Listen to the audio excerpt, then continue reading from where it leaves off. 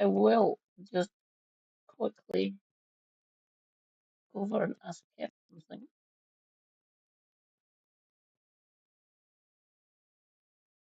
Hello?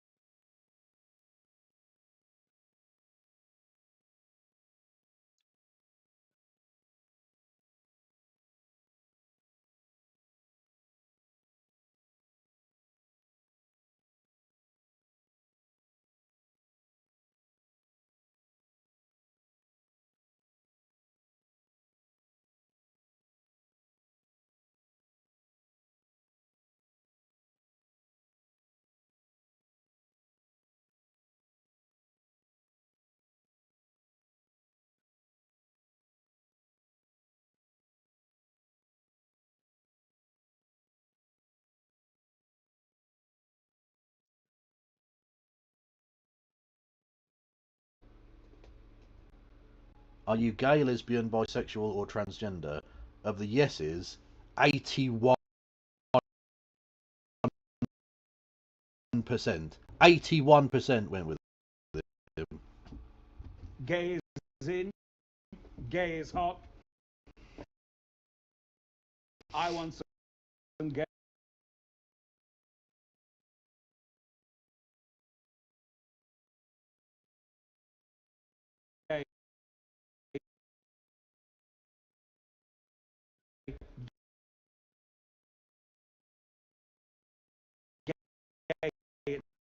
It's going to be. Let's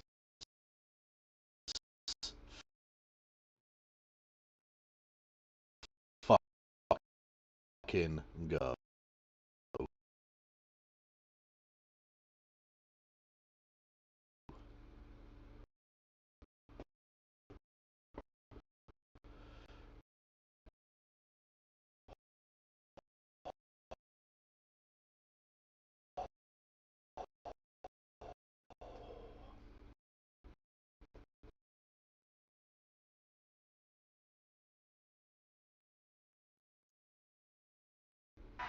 This campaign is about people like Wesley, an 1199 Not that fucking Wesley. We're not. No, not that one. organizer I met outside of Elmhurst Hospital on Thursday night. A New Yorker who lives elsewhere, who commutes 2 hours each way from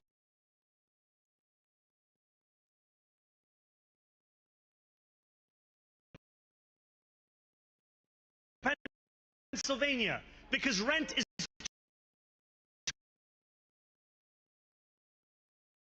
too expensive in this city. It's about people like the woman I met on the BX-33 years ago, who said to me, I used to love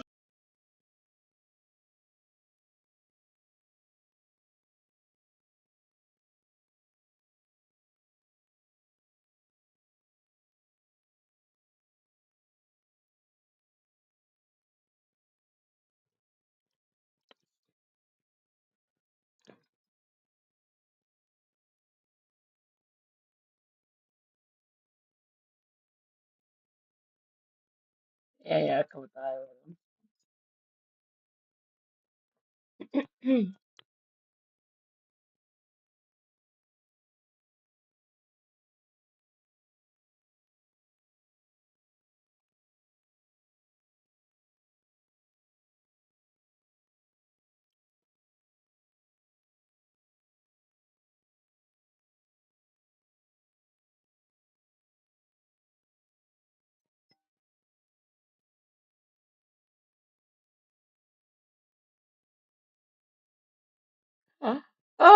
only 9 away.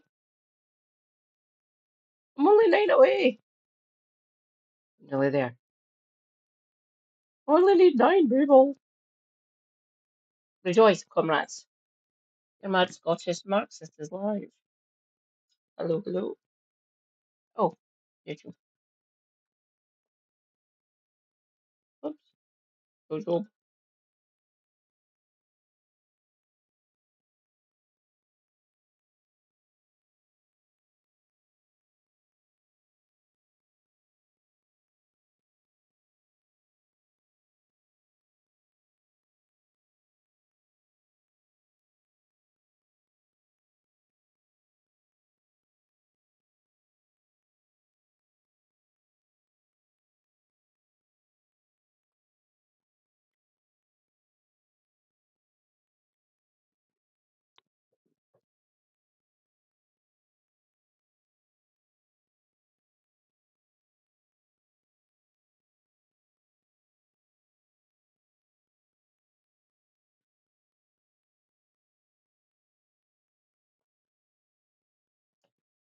Hello, hello. Let me do my shilling. Not added. No, not added yet.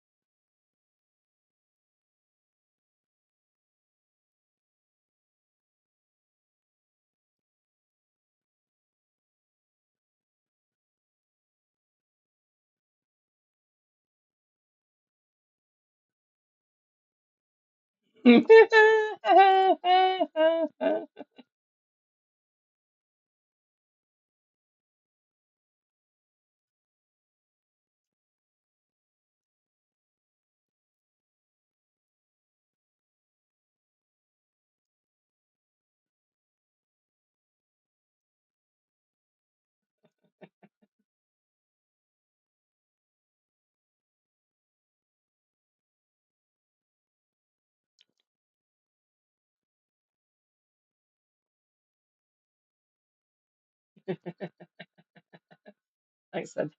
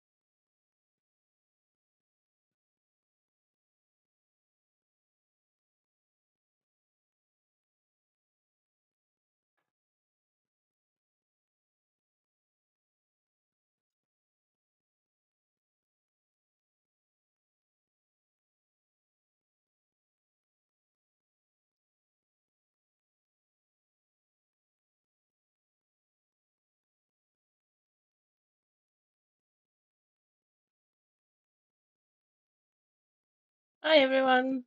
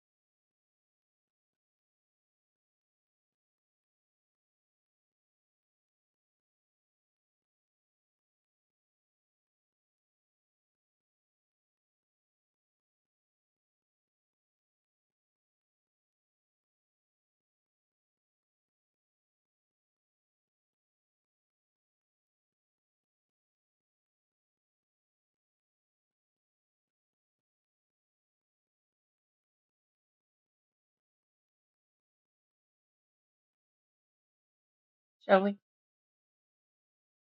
Doesn't mind me.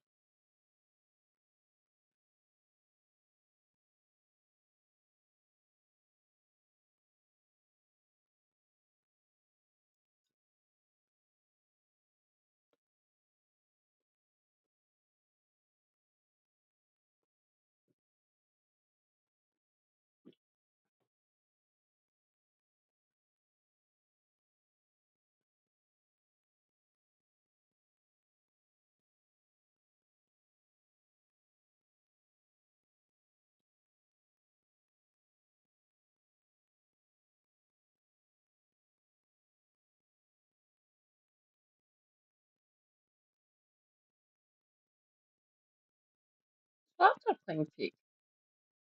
Wait a minute.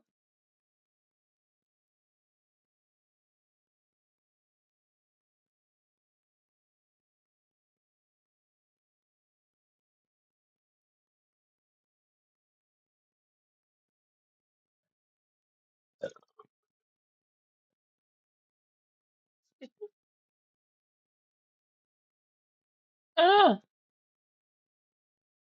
wait a minute.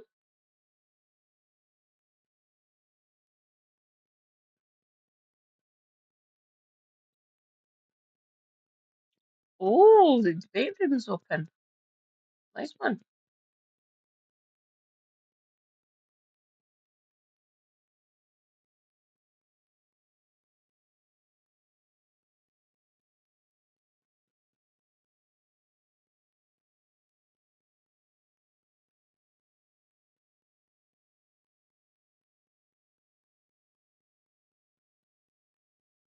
Ah,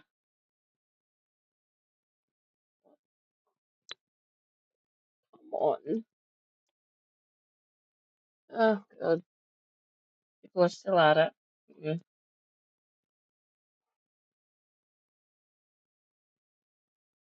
Okay, there we go. 17 minutes is enough.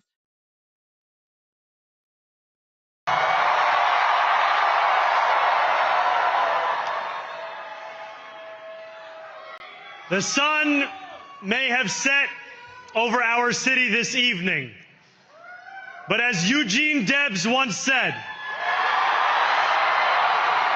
I can see the dawn of a better day for humanity. For as long as we can remember, the working people of New York have been told by the wealthy and the well-connected that power does not belong in their hands. Fingers bruised from lifting boxes on the warehouse floor, palms calloused from delivery bike handlebars, knuckles scarred with kitchen burns. These are not hands that have been allowed to hold power. And yet, over the last 12 months, you have dared to reach for something greater. Tonight, against all odds, we have grasped it. The future is in our hands. My friends, we have toppled a political dynasty. Get back, Cuomo, get back.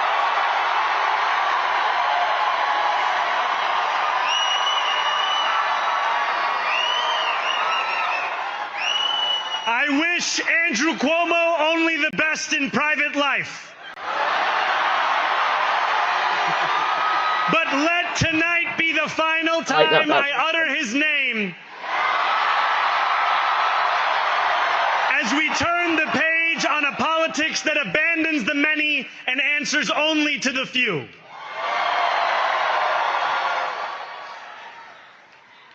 New York, tonight you have delivered a mandate for change, a mandate for a new kind of politics, a mandate for a city we can afford,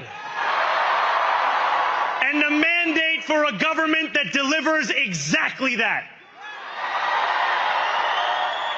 On January 1st, I will be sworn in as the mayor of New York City.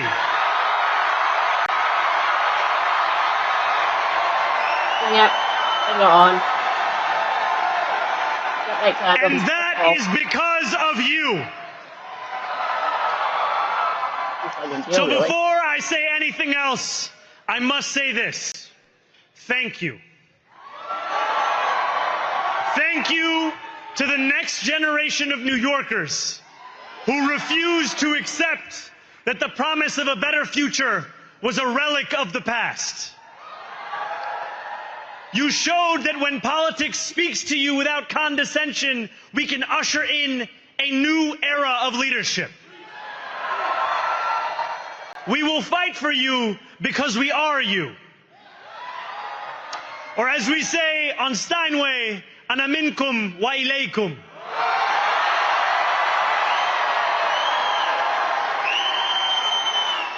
Thank you to those so often forgotten by the politics of our city who made this movement their own. I speak of Yemeni bodega owners and Mexican abuelas, Senegalese taxi drivers and Uzbek nurses, Trinidadian line cooks and Ethiopian aunties. Yes, aunties. To every New Yorker in Kensington and Midwood and Hunts Point, know this. This city is your city, and this democracy is yours too. This campaign is about people like Wesley, an $11.99 organizer I met outside of Elmhurst Hospital on Thursday night. A New Yorker who lives elsewhere, who commutes 2 hours each way from Pennsylvania because rent is too expensive in this city. It's about people like the woman I met on the BX 33 years ago, who said to me, I used to love New York, but now it's just where I live. And it's about people like Richard, the taxi driver I went on a 15-day hunger strike with outside of City Hall,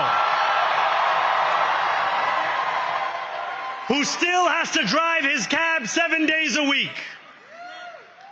My brother, we are in City Hall now.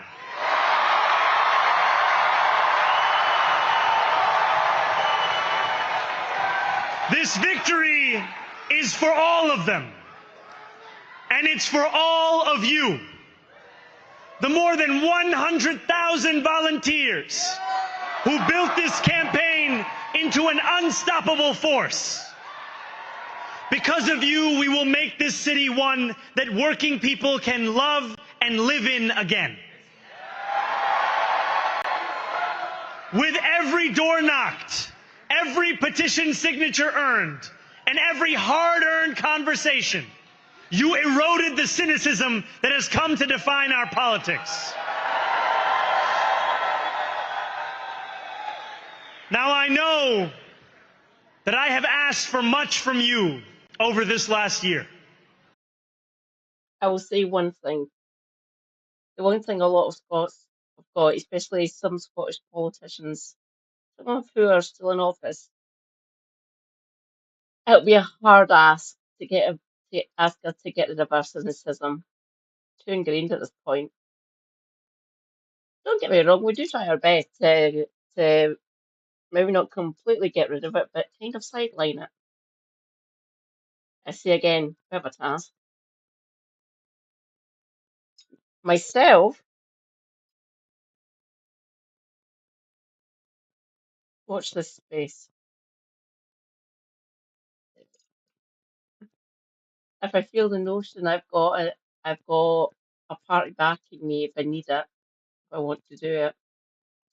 Not Holyrood or Westminster. I'm never going down to Westminster. Never.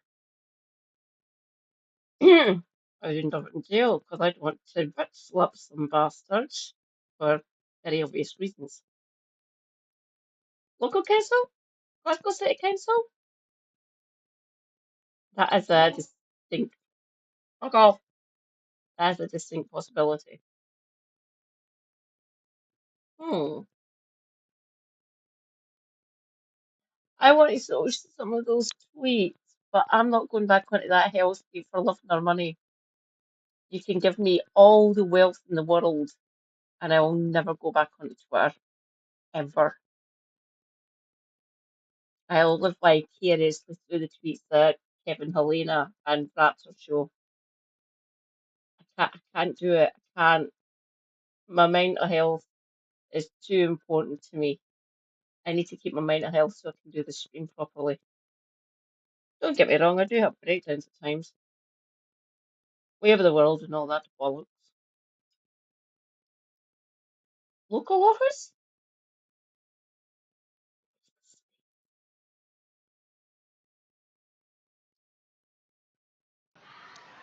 Time and again, you have answered my calls. But I have one final request. New York City, breathe this moment in. We have held our breath for longer than we know. We have held it in anticipation of defeat. Held it because the air has been knocked out of our lungs too many times to count. Held it because we cannot afford to exhale. Thanks to all of those who sacrificed so much, we are breathing in the air of a city that has been reborn.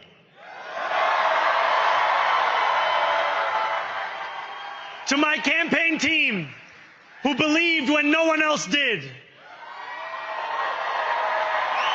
and who took an electoral project and turned it into so much more, I will never be able to express the depth of my gratitude. You can sleep now. To my parents, Mama and Baba, you have made me into the man I am today. I am so proud to be your son. And to my incredible wife, Rama,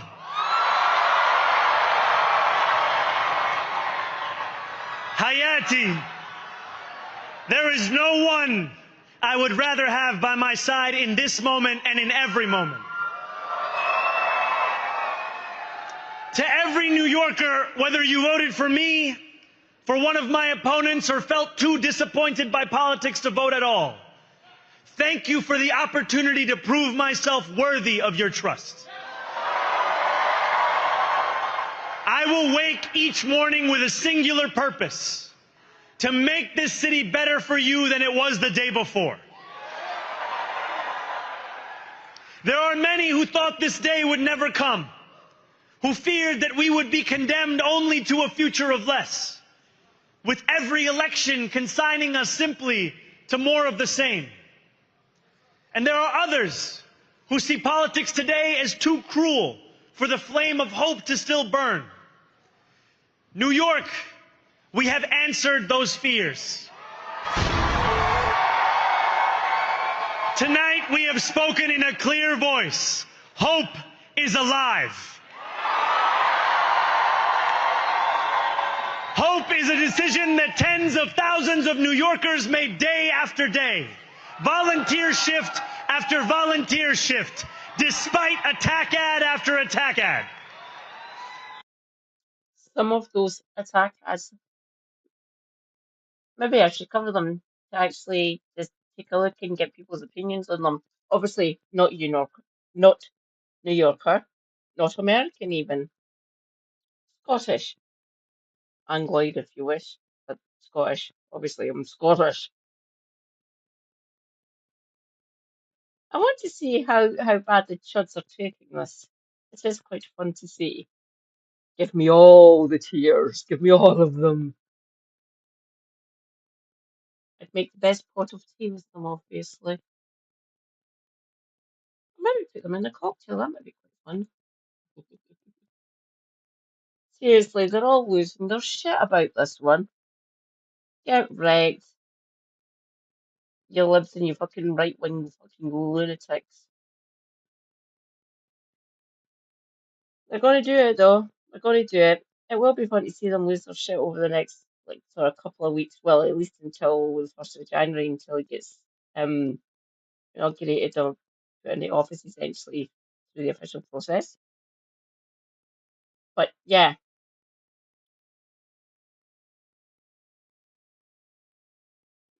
they will be metaphorically choking on their Thanksgiving turkey and whatever they have for their Christmas dinners.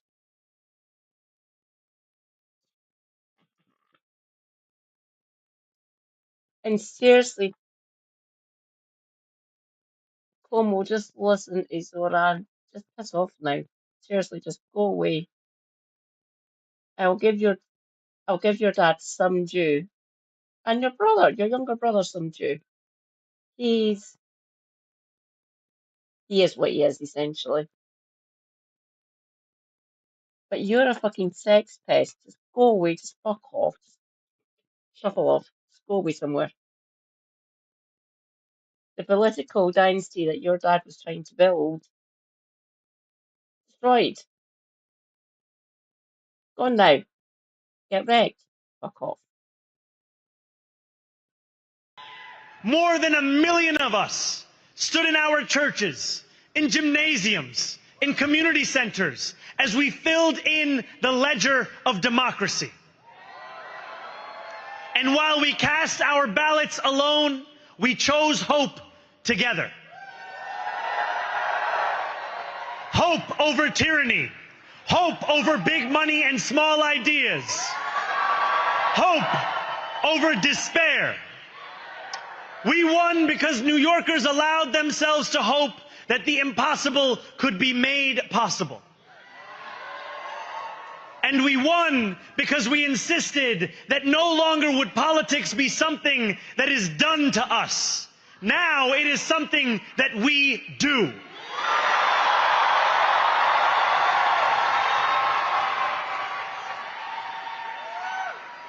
Standing before you, I think of the words of Jawaharlal Nehru.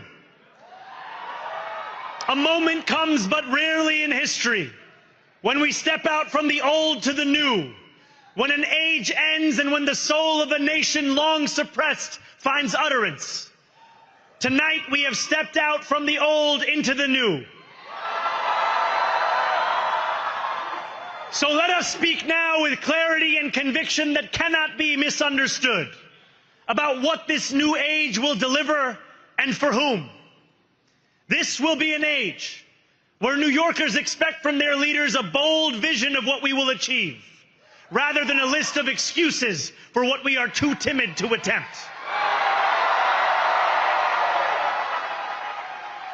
Central to that vision will be the most ambitious agenda to tackle the cost of living crisis that this city has seen since the days of Fiorella LaGuardia.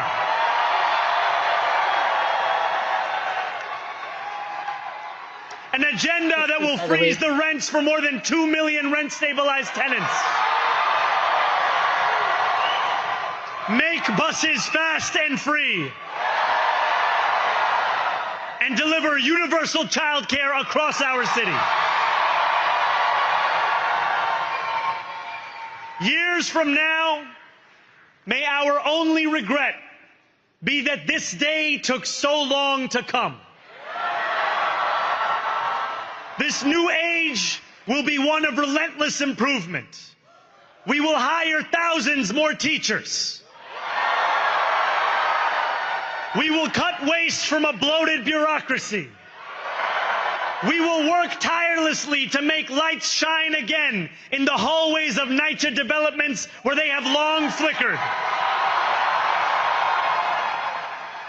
Safety and justice will go hand in hand as we work with police officers to reduce crime and create a department of community safety that tackles the mental health crisis and homelessness crises head on.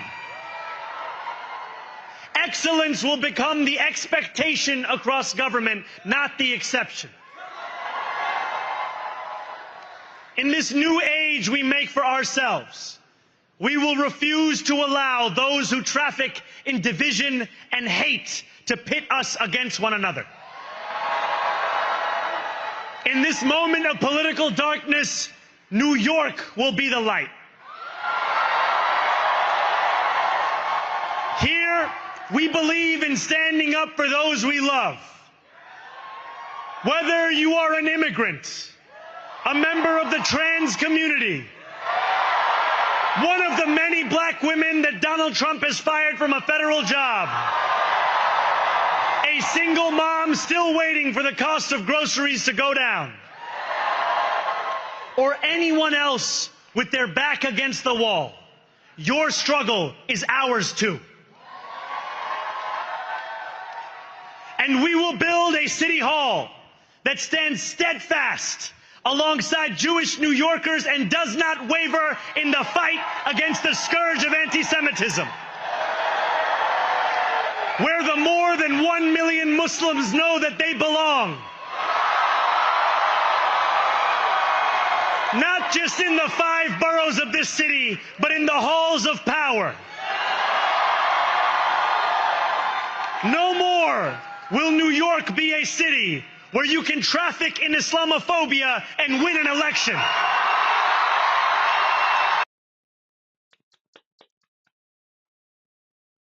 Oh, rejoice, comrades. Andrew, look, is here. Hi, Andrew. Welcome. Sorry, I've been trying to collate all the information that I needed to do I was thinking between 15 and 20 minutes. I'll get back to you. Trust me, it will only take me another couple of days, and you can have it for next week or whenever you do your next one. Okay? Sorry about that. Trying to find out all the ghostiness connected to Liz Kendall and Pat McFadden. Kind of difficult. Seems to be a lot. I'm just trying to pick the choice. Rachel, rejoice, comrades. Rachel Atwood. Hi, darling. Welcome. Look, it's the man. Hi, Zoran. It's great, isn't it?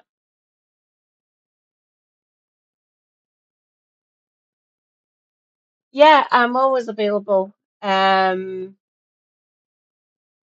going to my family's at the weekend. I'm going up to my mum to see my sister, my 2 nephews, and my niece, my wee niblet. Oh, not kind of wee, she's all there. Sorry, darling. I'll give you the full call. I'll give you well, it is rather easy. My niece, my younger sister's eldest, non-binary. I've got to get out though. She, they for me. They, them for everyone else, including her own mother and her granny, my mum. I've got to get out, but they understand why. There I go again. Sorry, sweetie.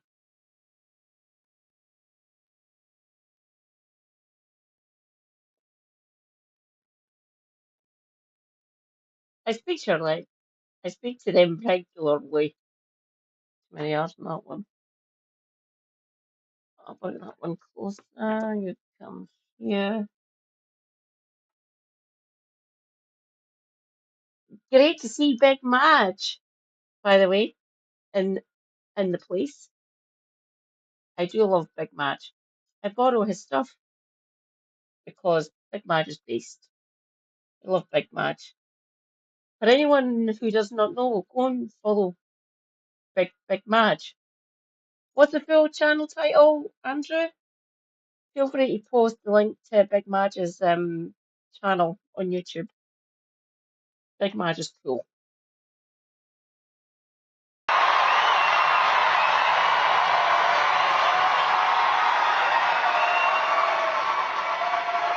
This new age will be defined by a competence and a compassion that have too long been placed at odds with one another. We will prove that there is no problem too large for government to solve and no concern too small for it to care about. For years, those in City Hall have only helped those who can help them. But on January 1st, we will usher in a city government that helps everyone. Now, I know that many have heard our message only through the prism of misinformation. Tens of millions of dollars have been spent to redefine reality and to convince Andrew and Rachel's. What the fucking hell? Have I been raided? Kev?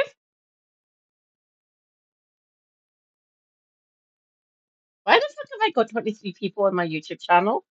Did Kev raid me?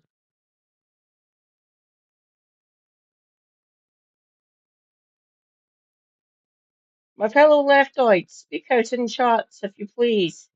Is that you, Kev?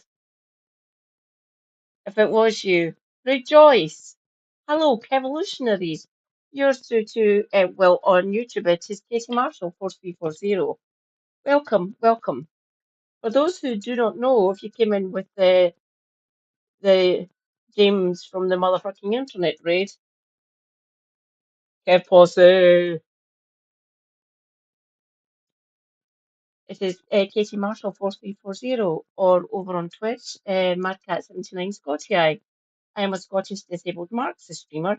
I talk about health and disability issues and politics and some history and some fun stuff as well. And sometimes some music and sometimes some football. I am a Celtic fan. Hello, welcome. We beat Rangers at the weekend. It was a cup game. It wasn't in the league.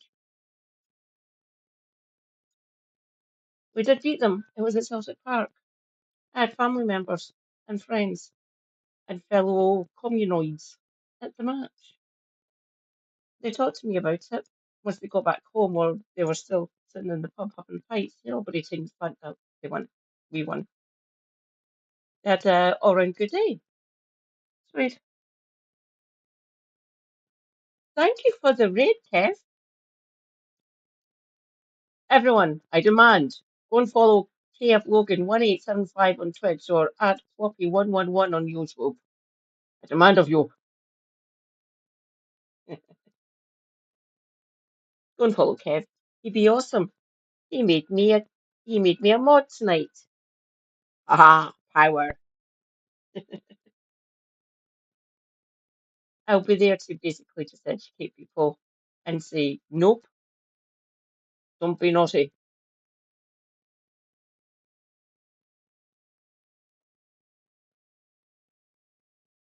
our neighbors that this new age is something that should frighten them.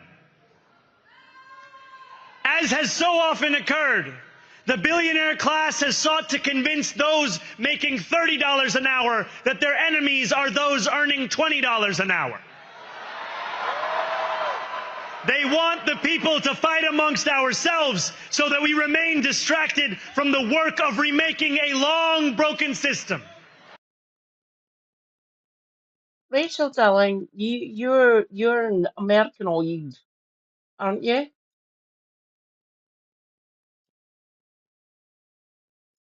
What place what state or what city in the States has the best minimum wage? I would automatically assume either New York, maybe LA or San Diego or somewhere like that, maybe New Jersey. Trying to think of one in the south, maybe Atlanta. I'm trying to think of what city is the best hourly rate for the poor blighted workers. I might be correct with New York. I might be. Oh, the family that I rescued who did work in New York but lived in New Jersey. Just like Trent, by the way. They're over here in Glasgow now. I got them out the year after the pandemic. They've been here for nearly 3 years now. It'll be 3 years next summer. Actually, they'll have been back home because she was 18 before they actually officially left America. This lovely family eldest, she was able to vote in this because at the time she was living with her grandparents, her gran and granddad, who still lived in Queens. So she was able to vote, and she was asking me, Said, right, I like all of the policy proposals. That's what I'm standing for. What one should I concentrate on? Education, sweetie. Education, if you please.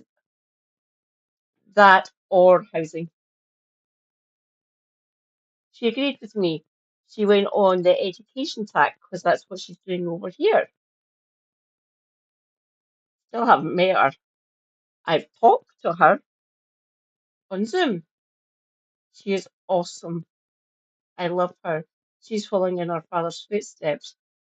She's becoming a child psychologist, by the way, so she's doing childcare and basically community cohesion degree, essentially. So social work with child psychology and family dynamics was the course. Sure, that was the course title that she's doing at Glasgow. She graduates in 2027. I talk to her every so often. Um,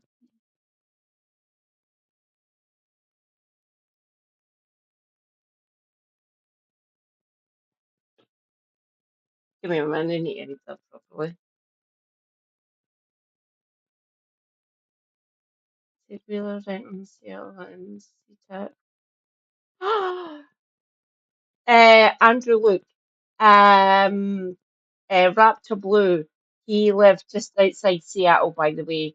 So I'll ask him about that. He'll give a better, what is literally on the ground, because that's where he works and lives.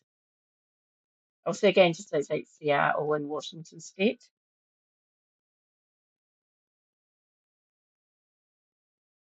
2016 to 2011. That's not too bad. What's that? Just under 15 pounds an hour. Give me a minute. I'll get that pause. We'll go for the higher one.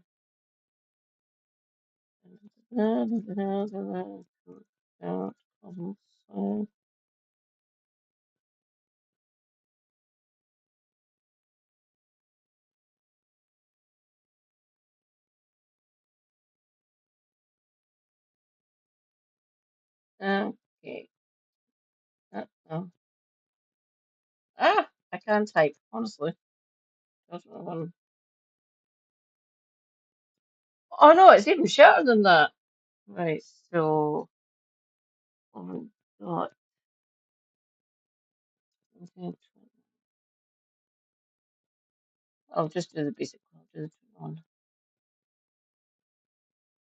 They're a pound over us, basically. That is short. Rachel Reeves, can you hear me?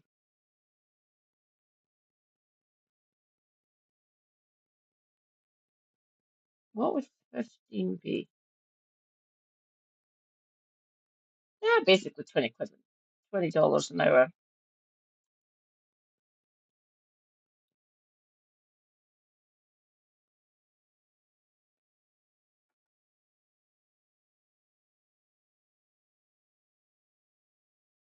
Andrew, what do you?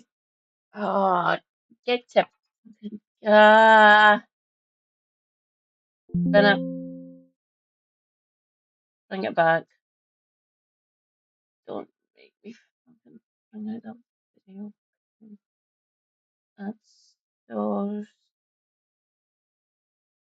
That's stores.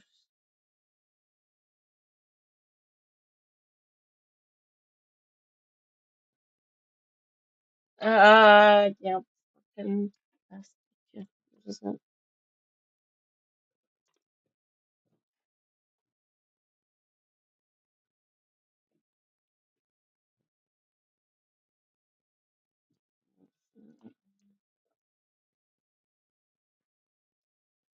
No, it's turning here.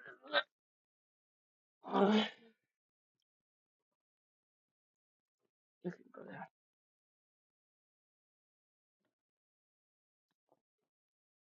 Over there.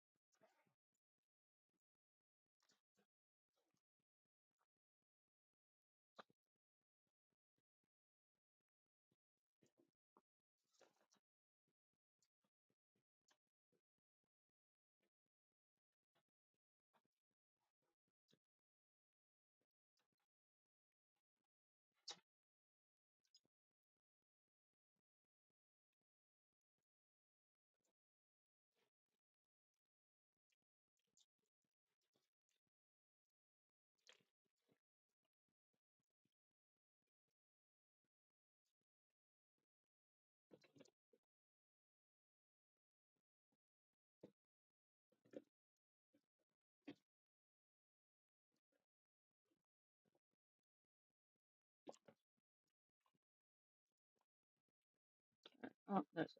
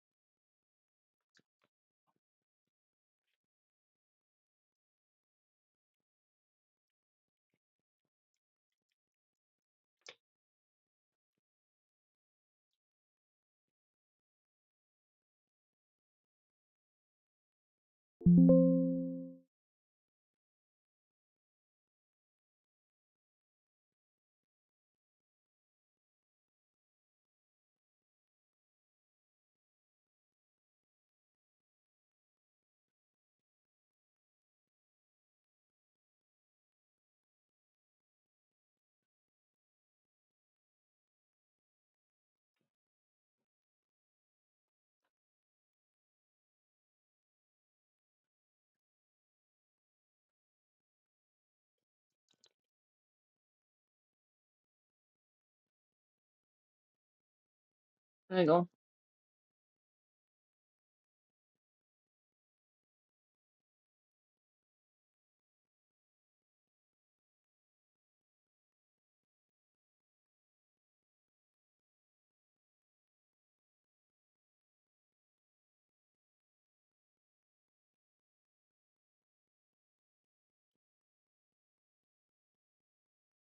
I return. Hello. We refuse to let them dictate the rules of the game anymore. They can play by the same rules as the rest of us. Andrew, that's the official Together, minimum we wage will for the usher States in in a 25 an hour. generation of change. And if we embrace this brave new course, rather than fleeing from it, we can respond to oligarchy and authoritarianism with the strength it fears, not the appeasement it craves. After all, if anyone can show a nation betrayed by Donald Trump how to defeat him, it is the city that gave rise to him.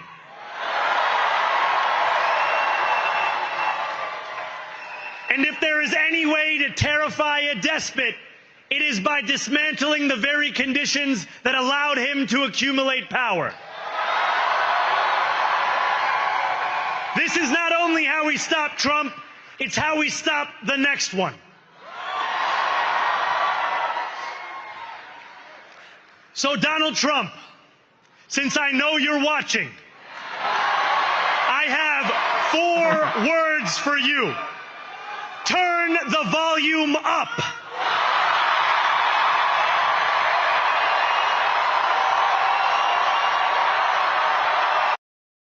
I'll put it slightly differently. Bring it on.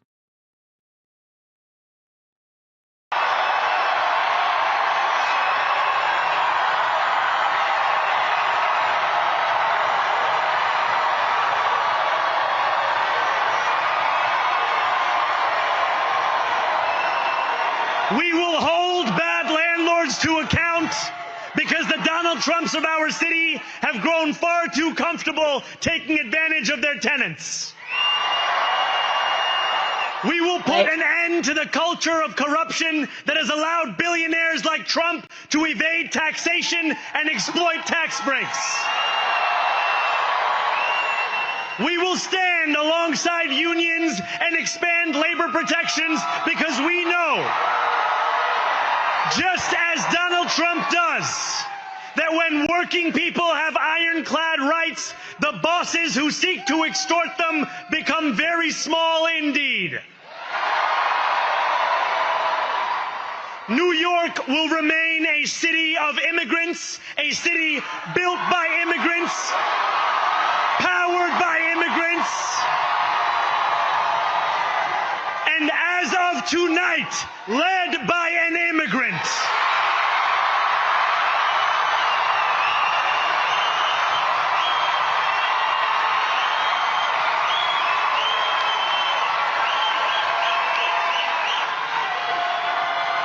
So hear me, President Trump, when I say this. To get to any of us, you will have to get through all of us.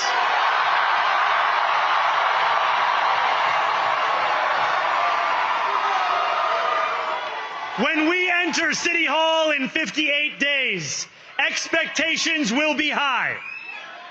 We will meet them. A great New Yorker once said, Sorry, rejoice, comrades. Specs Bean Farmer is here. Hello, Welsh comrades. Hello, welcome. Look, Zoran won. How you doing, Specs? that while you campaign in poetry, you govern in prose. If that must be true, What you meant by that is flowery, evocative language, appealing to different parts of people's psyche, ways of thinking, ways of living, essentially. But prose is what you actually do. There is there is poetry within prose, but prose is actually the doing part. The poetry's the intentions, the hopes, the wishes, the fulfillments that you want to happen. Prose is what actually gets done. It's the difference between English literature and English language. You get taught how to do English, like I'm doing currently, apparently, or how you speak and how you approach or emote English or language or whatever text or language or ways of thinking or doing or saying and showing intent or actions towards not actually doing them. Language is fuzzy. Language is mental. Remember your interlocutors, people. Language, kind of weird. There is scholarly. You can see it in different sorts of languages, depending on what language group you're in. I will say again, English is garbage because we kept on borrowing, stealing, and disregarding things that we've picked up while being an empire, while being colonial bastards. Why do you think people struggle to learn English? It makes no fucking sense at times. It makes no fucking sense, that. Pretty much most of the time, really.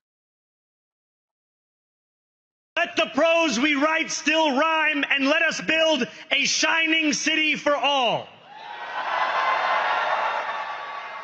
And we must chart a new path, as bold as the one we have already traveled. After all, the conventional wisdom would tell you that I am far from the perfect candidate. I am young, despite my best efforts to grow older. I am Muslim. I am a democratic socialist. And Don't listen most to that, damning of everyone. all, I refuse to apologize for any of this. And yet, if tonight teaches us anything, it is that convention has held us back. We have bowed at the altar of caution, and we have paid a mighty Everyone knows price. that. Thank you. Too many working people cannot recognize themselves in our party. And too many among us. A little bit of clarity for me about Anne's for Specs as well because he is Welsh. She lives in Wales. Hello, hi Wales. Hello, hello. You have a friend here in the Smart Scottish Woman, by the way, the Smart Scottish Marxist. I want the best for Wales. I want the best for Scotland. I want the best for my comrades down in England and in Ireland. Ireland, right? I'm on a high. It was starting to dip. It was starting to go down a bit. Still happy. Well done, Lindsay Whistle. There was a by-election in Caerphilly in Wales for the Senate, which is basically the Welsh Parliament, the Welsh Assembly, and basically the previous Assembly member was Welsh Labour. Labour had Caerphilly for donkeys. Specs, how long had Caerphilly been Labour? Not centuries, decades probably. Like a good portion of Wales were Labour, just like parts of Scotland.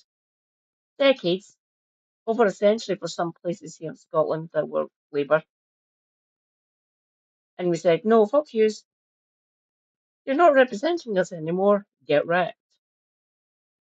So a lot of places in Scotland who were Labour for, I'll say again, decades, said, no, you're treating us like shit. You're not representing us anymore, and they went to SNP because Labour deserved it at the time. We did get some hope with Corbyn, don't get me wrong.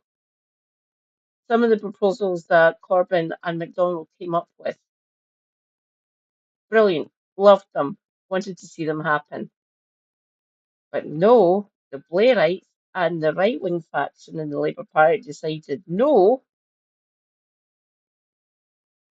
you're scum to us, and basically destroyed what Corbyn was trying to build within the country and within the Labour Party.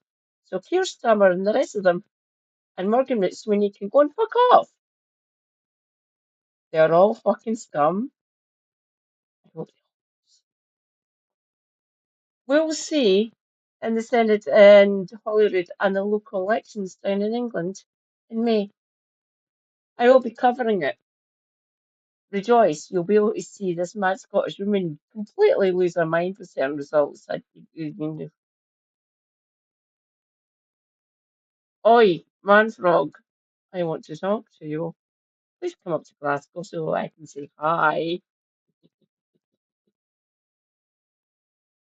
Well, I will say, no violence, please, anyone. No violence. I just want to talk to Nigel. I really do. Have turned to the right for answers to why they've been left behind. We will leave mediocrity in our past. No longer will we have to open a history book for proof that Democrats can dare to be great. Our greatness will be anything but abstract. It will be felt by every rent-stabilized tenant who wakes up on the first of every month, knowing the amount they're going to pay hasn't soared since the month before. It will be felt by each grandparent who can afford to stay in the home. Did he do it basically today, Andrew? Because I was going to go on and I was going to go onto Owen's channel anyway after the speech. I was just like, okay, no, we'll go on to Owen later. I was going to show you everyone because Kev brought him up and mentioned him. I love this man. I love him desperately. Eugene V. Debs. We'll do Eugene V. Debs first because everyone needs to know who this man is. He was basically the socialist running when Woodrow Wilson was in power.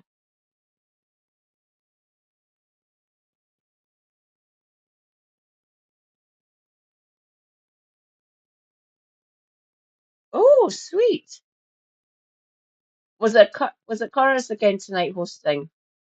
I do love me a bit of Curtis and do love me a bit of Turn Left. By the way, so you don't need to worry. Kev, Helena, Turn Left, Big Madge, and My Left Eye I've always said, yes, use our stuff. Because I've been in their communities for basically over 2 years for two of them and nearly 2 years on the other two, the other three, essentially. It's been 18 months that I've been a member of Big Match. About 9 hours ago. Yeah, it seems about right for him. I'll finish They have worked for, this one, then I'll need and whose more. grandchildren live nearby because the cost of childcare didn't send them to Long Island.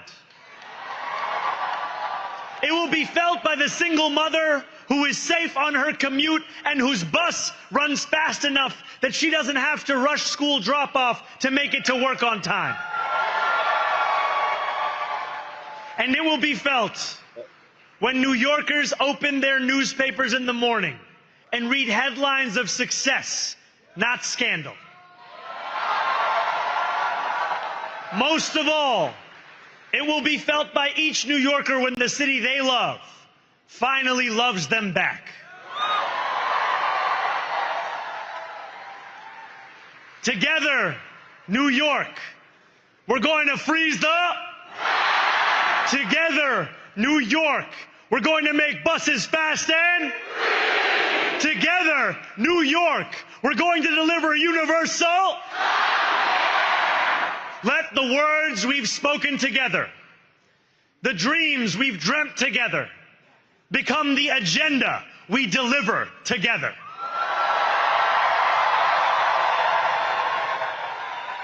New York, this power, it's yours. This city belongs to you. Thank you.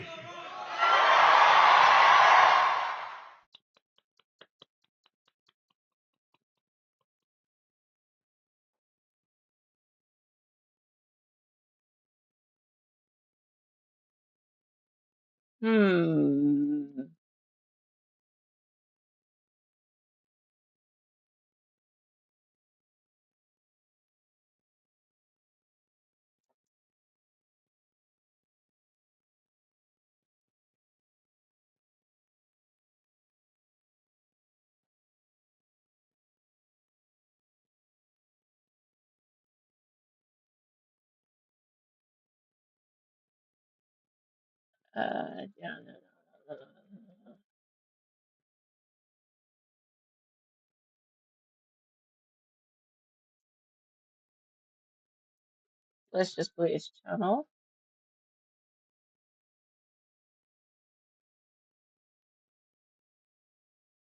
There we go.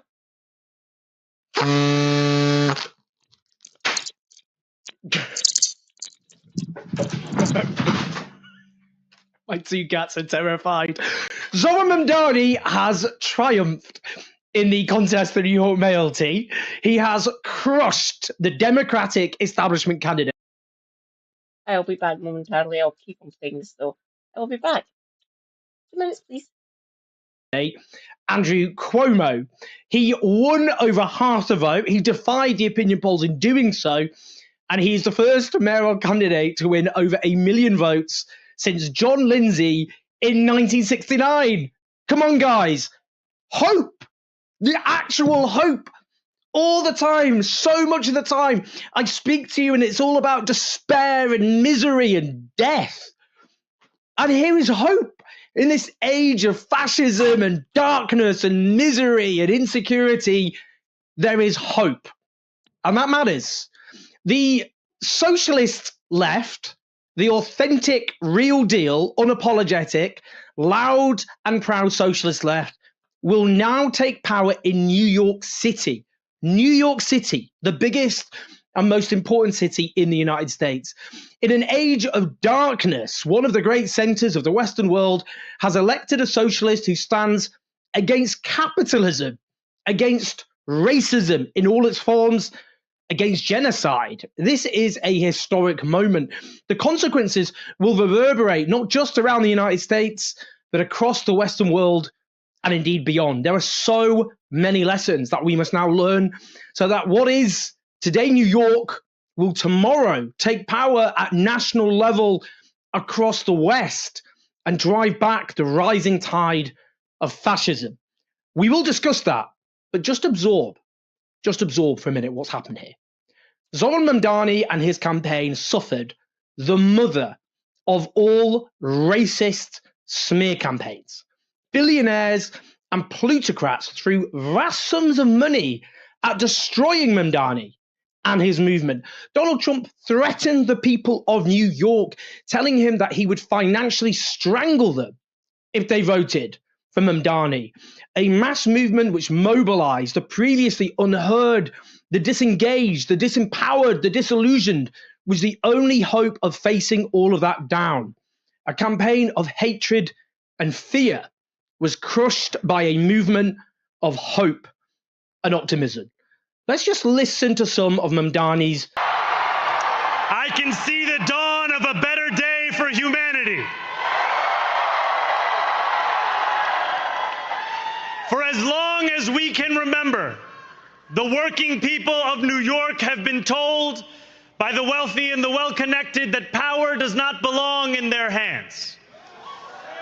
Fingers bruised from lifting boxes on the warehouse floor, palms calloused from delivery bike handlebars, knuckles scarred with kitchen burns. These are not hands that have been allowed to hold power. And yet, over the last 12 months, you have dared to reach for something greater.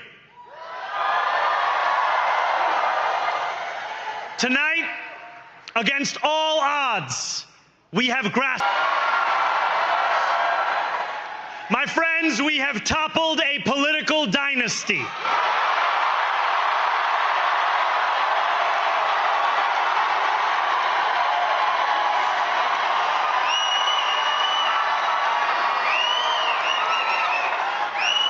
I wish Andrew Cuomo only the best in private life. But let tonight be the final time I utter his name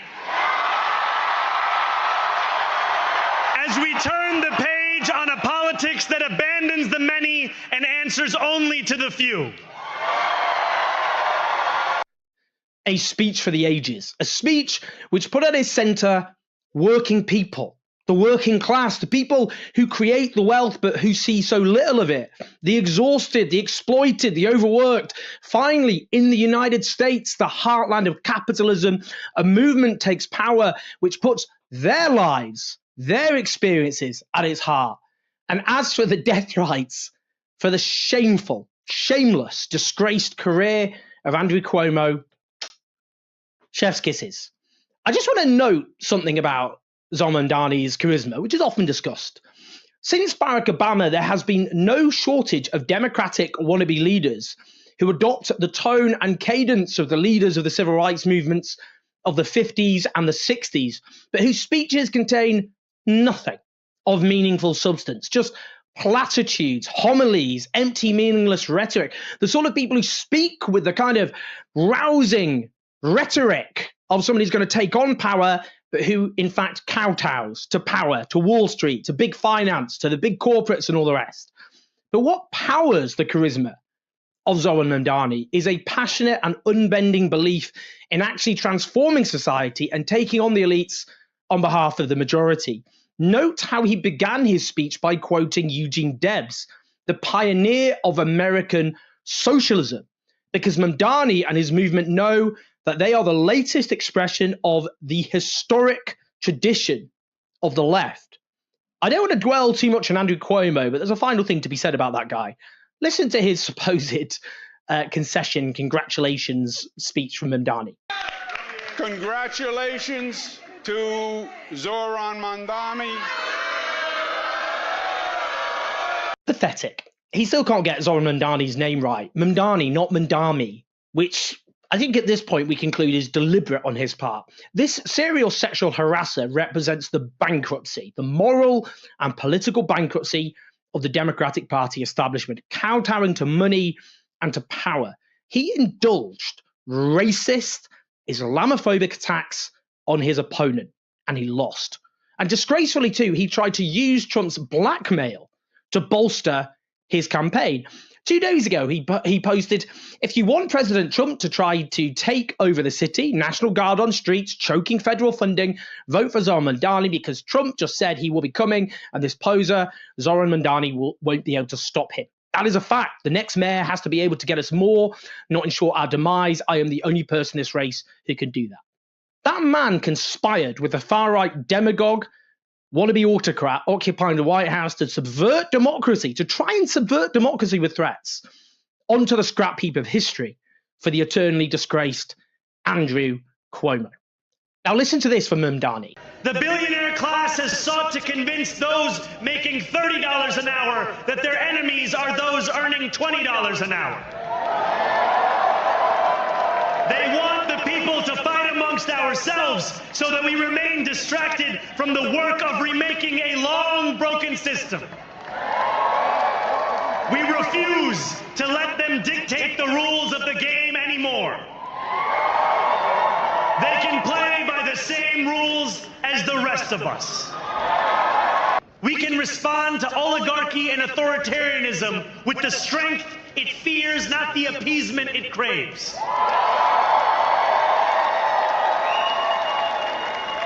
After all, if anyone can show a nation betrayed by Donald Trump how to defeat him, it is the city that gave rise to him. This is so important, so important. Ever since the banks plunged the West into an economic crisis in 2008, from which we never recovered, the right has tried to turn struggling people against each other, to make people feel that they're forced to fight with each other for scarce resources, that they should treat each other as competition to be driven out, rather than uniting all of those who are struggling against the common enemy, the elites who profit at the expense of the majority. And you listen to this. We believe in standing up for those we love. Whether you are an immigrant, Correct, Andrew, yeah. This is going to heal a lot, maybe not completely, but it's going to heal a lot of psychological and social wounds that have been brought upon us for the last sort of, well, since I've been alive for the last 46 years, and definitely since the crisis, if you want to call it that, since 2008. They've literally demonized us, deprived us of our humanity, said you don't deserve to be part of our community, you don't deserve the funds that you need to actually live a decent, either productive or safe life. So no, they can all get wrecked now. With any luck, hopefully without too many roadblocks that, oh God, oh God, I've not got anyone on my Twitch yet. Turn around. Ah, turn around.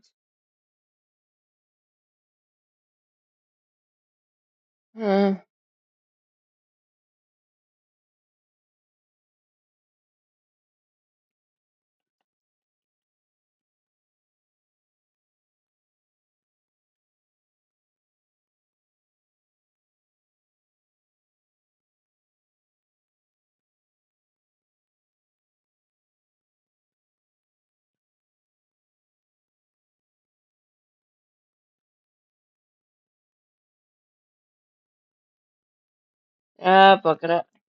I'll just leave it. member of the trans community. One of the many black women that Donald Trump has fired from a federal job. A single mom still waiting for the cost of groceries to go down. Or anyone else with their back against the wall. Your struggle is ours too. What the far right have tried to do is to use so-called culture wars to divide people, to turn us against each other. Some have concluded that we need to somehow give in to this, to surrender ground, to throw minorities under a bus. But we don't need to do that. We just need to center a vision of economic justice that unites people regardless of their ethnicity, their religion, their gender, their sexuality, their sexual orientation. It's liberals who offer nothing except empty checkbox identity politics, where they're not actually offering anything meaningful for minorities at all, that they're not offering any coherent vision of economic justice for the majority. And they get so easily demonized by the right as a consequence, who then say they say to working class people who happen to be white, look, these people don't care about people like you. That's the same right who stand up for the oligarchs and the elites and who want to screw over working class people. Mamdani shows us how to fight back, how to build unity without throwing any minority under a bus. And he underlines too that fighting the rise of authoritarianism doesn't mean being weak and cowardly and supine, but strong, defiant, and unapologetic. Don't give an inch. What we're seeing here in part, by the way, and this is important, are the political consequences of the Iraq war, the financial crash, and more recently, Israel's genocide of the Palestinian people. The invasion of Iraq and the financial crash helped forge the political consciousness of so many millennials in particular. And in the United States, the first major political expression of that came in the form of Bernie Sanders' campaign for the 2016 Democratic presidential nomination. Bernie Sanders did not win that, but he was only supposed to get, 1%? He was a septuagenarian Jewish socialist from Vermont. Instead, he secured 46% of the vote against what was then the most formidable political machine in the United States. But crucially, that campaign revitalized and rebuilt the US left. In fact, the US left became stronger than in any point in its history. One expression of that was the so-called squad, the leftists elected to Congress like Alexandria Ocasio-Cortez and Ilhan Omar. The Democratic Socialists of America surged to over 80,000 members, the strongest the organized left has been in the United States ever. At the local level, too, a new generation of leftists secured power. Now, the Mamdani phenomenon owes everything to that Bernie Sanders campaign. And actually, what we're going to see now are the consequences of the Mamdani phenomenon, and they're going to be much bigger. And then there are the political consequences of Israel's Western-facilitated genocide of the Palestinian people. Sorry, correct, Andrew. Correct. I'm here to try and change that. I am doing my own bit within my local community and here on my channel, obviously. I try my best. I will keep on saying that. But yeah, community building is going to be the way we actually do this. Going out canvassing, campaigning, is signing petitions, getting part of a party, getting part of an organisation, following people like me, people like Kev, like Helena, like Turn Left, like Big Madge, and also like yourself, Andrew, as well.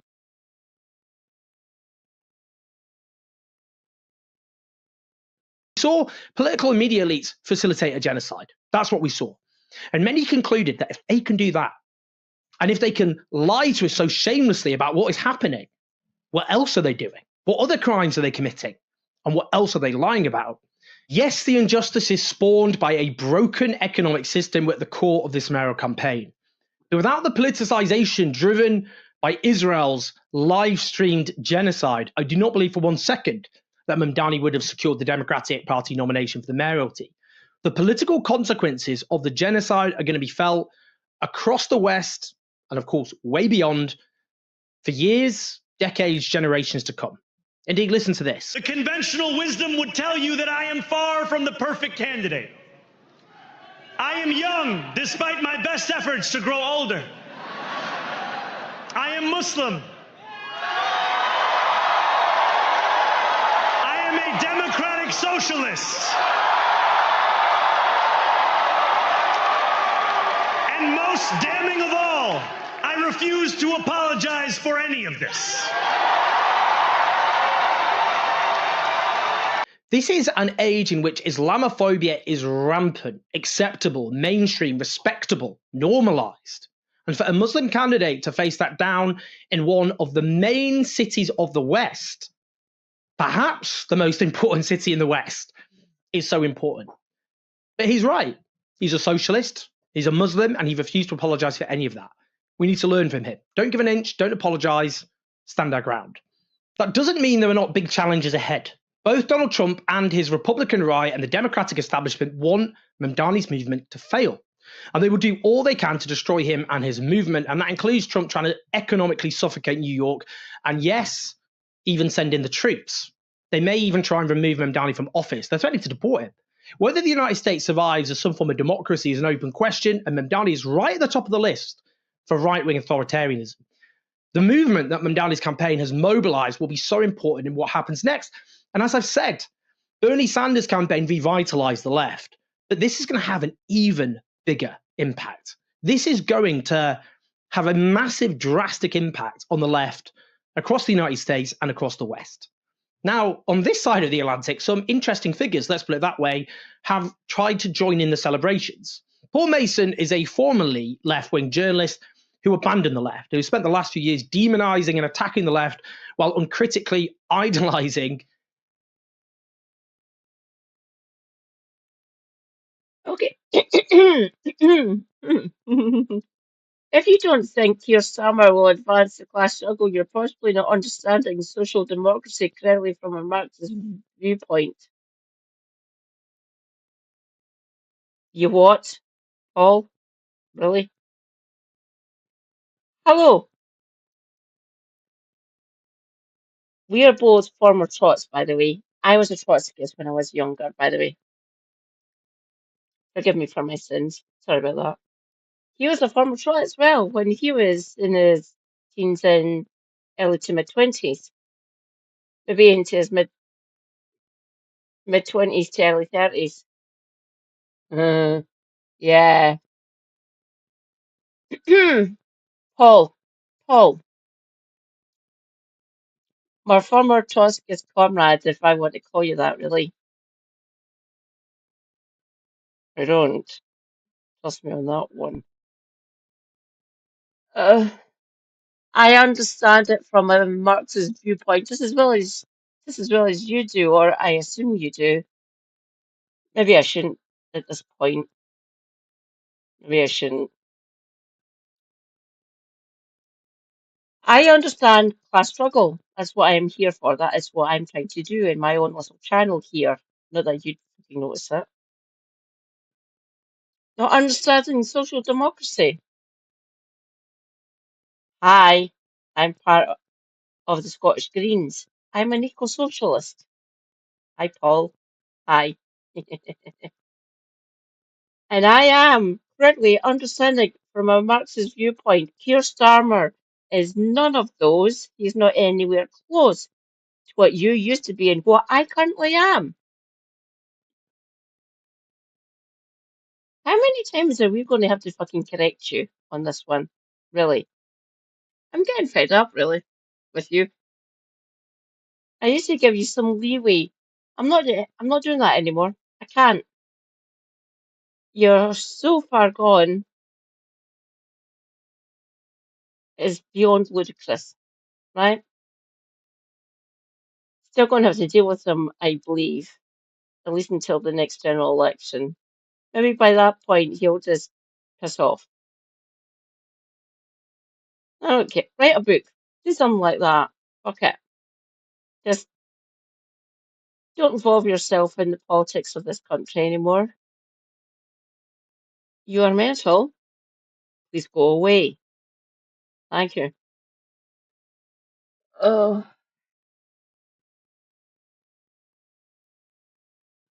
The last few years demonizing and attacking the left while uncritically idolizing Keir Starmer. He's basically his only fan remaining at this point. He tweeted, Democrat Zoran Mandani, Nikki Sherrill, and Abigail Schanberger all swept to victory tonight. Trump is doomed. I'm delighted, especially for the New York City win over greed and racism. What an utterly shameless man he is. You can't celebrate this, Paul. You are banned from celebrating this. If Mamdani was a British politician, you would be demonizing him. Mamdani shows how to crush the sort of politics that you now represent. Now, there's an even more grotesque example. Wes Streeting is the ultra-Blairite health secretary who was nearly defeated by the British Palestinian candidate Liane Mohammed in the last election. He posted, inspirational campaign, victory for Zoran Mandani in New York City, lessons for progressives the world over. I'm not going to mince my words here. Seriously, fuck off. If Mamdani was a Labour candidate, he'd have been purged and smeared by this Labour leadership. The politics of people like Wes Streeting approximate to the likes of Andrew Cuomo. What Mamdani shows isn't just how we take on the right, but how we take on the so-called centre, the politically and morally bankrupt centre. Indeed, the Greens are now surging in England and Wales under their new leader, Zach Polanski, who is standing on an unapologetic platform of taking on the elites in the interest of the majority.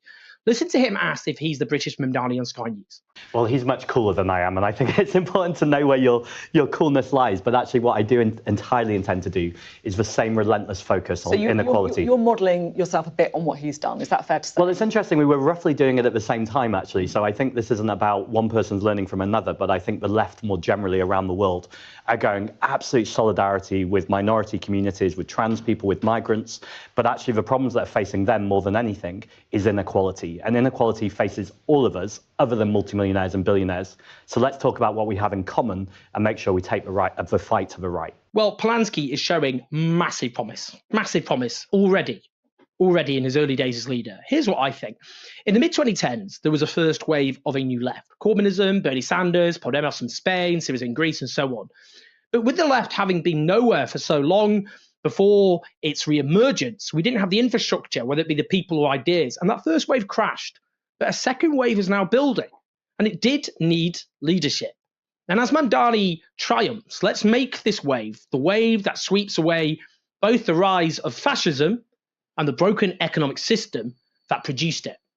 Please like and subscribe, help us take on the dire corporate media, which will do all it can to drive this wave back and to stand up for the wealthy and corporate interests at patreon.com/owenjones84. Do press like, subscribe, leave your comments, share the video.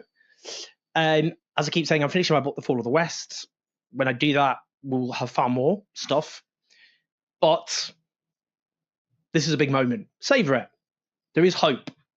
We've always got to remember that. There is always hope. And we have lived through a dark era. And it's still a dark era. But we have something to build on. So let's build on it.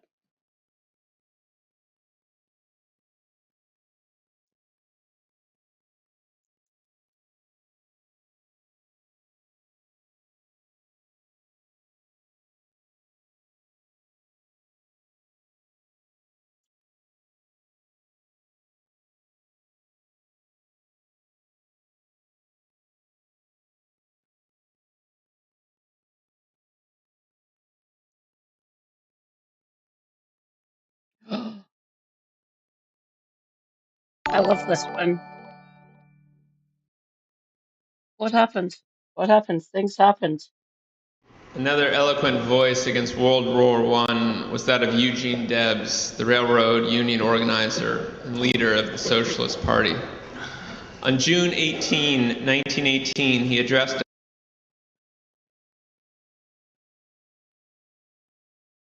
Was that you, darling? Rejoice, comrades, mod extraordinaire, and all-round lovely darling. Shanna Cranky Pants. Hi, Shanna, darling. How goes it, darling?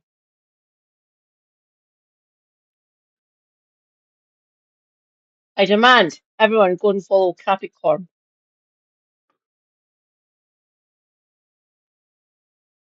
Shanna, darling, check out the channel.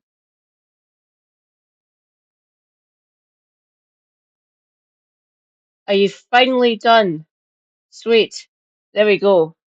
I demand all of you go and follow Capricorn. You have Cranky Pants time, and you have Capricorn. Give me a minute, I'll see if I can actually fix this fucking camera. Ah!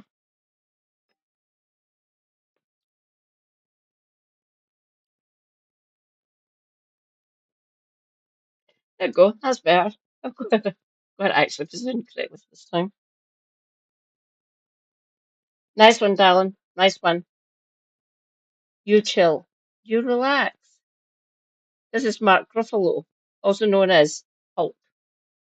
This is the latest actor that's been playing Hulk in the Marvel or the MCU, essentially. a mass rally of workers in Ohio, knowing that his words could lead, as they did, to his arrest and imprisonment. His sentence of 10 years was upheld by a unanimous Supreme Court decision. Here is the speech that led to his arrest. Sam Johnson declared that patriotism is the last refuge of the scoundrel. He must have had the Wall Street gentry in mind, or at least their prototypes. For in every age it has been the tyrant, the oppressor, and the exploiter who has wrapped himself in the cloak of patriotism, or religion, or both, to deceive and overawe the people.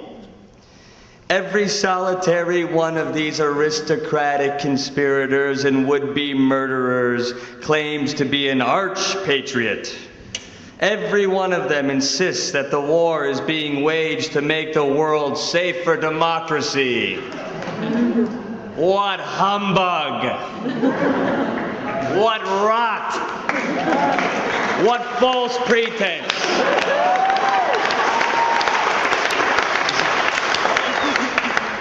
Wars throughout history have been waged for conquest and plunder. In the Middle Ages, when the feudal lords concluded to enlarge their domains, to increase their power, their prestige, and their wealth, they declared war upon one another. But they themselves did not go to war, any more than the modern feudal lords, the barons of Wall Street, go to war. The feudal barons of the Middle Ages, the economic predecessors of the capitalists of our day, declared all wars, and their miserable serfs fought all the battles. The poor, ignorant serfs had been taught to revere their masters, to believe that when their masters declared war upon one another, it was their patriotic duty to fall upon one another and to cut one another's throats for the profit and glory of the lords and barons who held them in contempt. And what is war in a nutshell? The master class has always declared the wars. The subject class has always fought the battles. The master class has had all to gain and nothing to lose, while the subject class has had nothing to gain and all to lose, especially their lives. They have always taught and trained you to believe it to be your patriotic duty to go to war and to have yourselves slaughtered at their command. But in all the history of the world, you, the people, have never had a voice in declaring war. And strange as it certainly appears, no war by any nation in any age has ever been declared by the people. The working class who fight all the battles, the working class who make the supreme sacrifices, the working class who freely shed their blood and furnish their corpses, have never yet had a voice in either declaring war or making peace.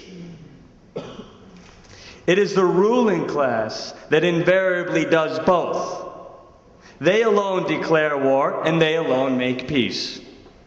Yours not to reason why, yours but to do and die. That is their motto. And we object on the part of the awakening workers of this nation. If war is right, let it be declared by the people.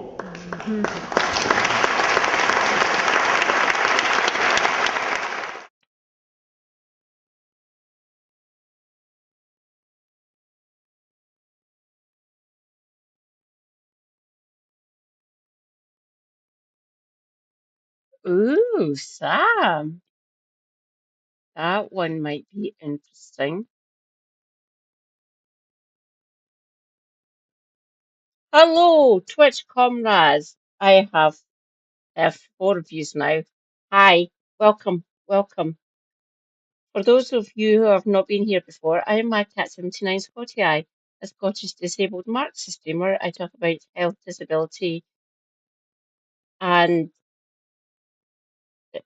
politics and social issues, and some history on the side in a leftist sort of angle, obviously because Marxist. Welcome, welcome. Hello. How you doing, darling? Good to see you, by the way. So that this one might be quite fun. Take it with Sam. We are back. Sam Cedar on the Majority Report on the phone. It's a pleasure to welcome to the program author, journalist, and historian Jack Kelly on his latest, The Edge of Anarchy, The Railroad Barons.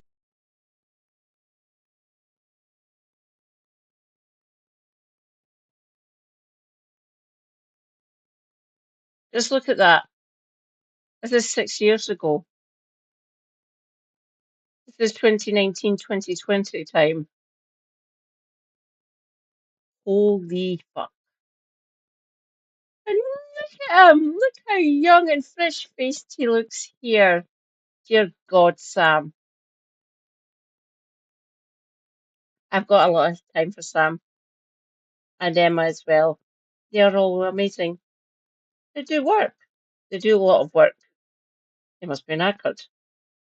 I wonder what they got up to during the election campaign for New York, considering they're based in New York. I hope you're not too knackered, Sam, Emma.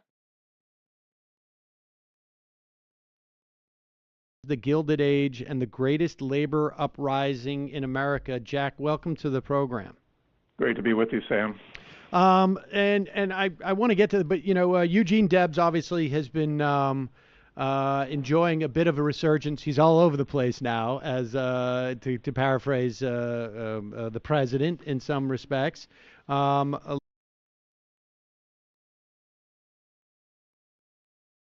enough, he does look. Oh God, I'm sorry. I'm probably going to be bold in saying this one. He does kind of look like Eugene Debs.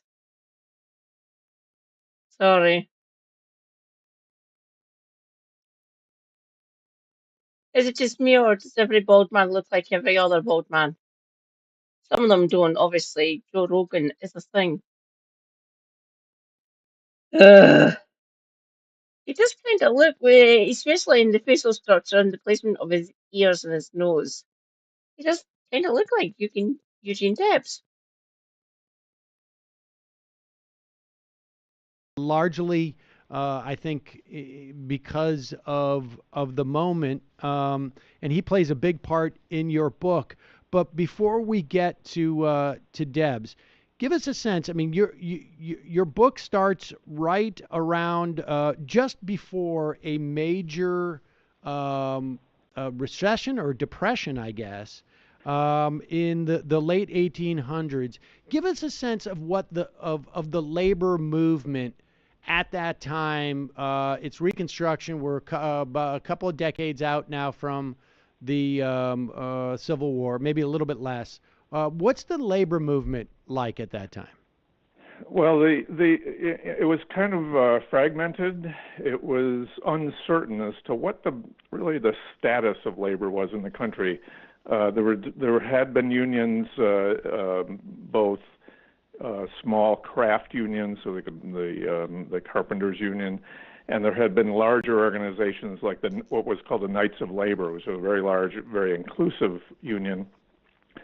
Nobody knew exactly what direction the labor movement was going to take, and nobody really knew whether it was legal to strike, whether it was legal to even be a member of a union. And all this was sort of up in the air. Eugene Debs had started out as an official of the Brotherhood of Locomotive Firemen, and those were the guys that shoveled the coal into the burner to keep the locomotive going. And he saw over the years, and he was involved with them for quite a long time, and he saw that these craft unions, the unions that were organized around a particular skill, were ineffective. The railroads were getting more and more, the corporations were getting larger and larger. They were becoming more and more monopolistic, and they used these small craft unions against each other, and were able to manipulate them. And Debs saw this need for a larger conglomeration of the workers themselves into what was then called an industrial union that would include everybody in the industry, and that would give them the clout. So that was really the origin of the of this conflict that broke out in 1994. And as you mentioned, the country was in the middle of the worst depression that it ever experienced, and the depression of the late 1890s has been eclipsed by the larger depression of the 1930s. But at the time, it was absolutely horrific, bottom dropping out of the country type of depression. It went on for almost 5 years. All right, and before we get to to George Pullman and the strike and how, in many ways, I guess like there were different players in our society who were sort of developing their roles in the context of a labor capital conflict. Tell us a little bit about Jacob Coxey. I found that really fascinating. Yeah, that was it was really a symptom of that, how desperate people were in that year of 1894. Before the Pullman strike and Debs got going, Coxey was actually a businessman. He had the government was at the time had absolutely no idea what to do about the depression. There wasn't even really much in the way of theories as to how they should act to alleviate it, and there was no safety net. So Coxey had a very reasonable idea: was why not hire the unemployed men, put them to work on the roads, what we would call infrastructure investment, and you would end up with people having jobs, and you would have a productive asset when you got finished with improving the roads, which were in terrible shape at the time. The government didn't want to hear about that. He organized a group of unemployed men. They walked from his home in Ohio all the way down to Washington, D.C., to bring this to Congress. And that was the first March on Washington. Now it's become sort of a national institution as a form of protest, but he was the first one to actually bring it about. And it made the government so nervous that they handed out rifles to office workers at the Treasury Department because they thought these guys would break into the Treasury and loot the vaults there. And the movement was referred to as Coxey's Army, but it was in no sense an army. It was totally peaceful people that just wanted to be heard. And did anything come of that? I mean, aside from the defensiveness, I mean, we should also say this is, we're now, I guess, about 20 years out from the institution of an income tax, right, at this point. And I would imagine, like, all of these desires to have the federal government take a bigger role, particularly in the context of, like, a depression, start to generate some of this, I guess, impetus to raise more funds or to have more sort of dedicated funds, I guess. But nothing really came of the Coxey movement except for that sort of nervousness that it generated in the country. He was arrested for walking on the grass. There was actually a law saying that it was illegal.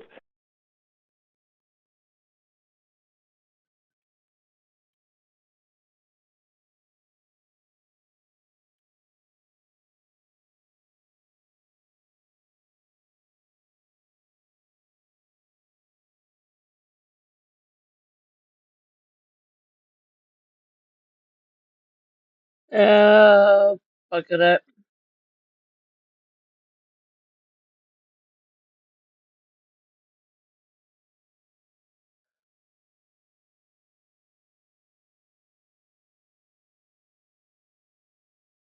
That completes those questions. Before we come to Prime Minister's questions, may I extend a warm welcome to the President of the Portuguese Parliament and his delegation, who are with us in the gallery today. We now come to Prime Minister's questions. Mr. Conor Rand. one, Mr. Speaker. Deputy.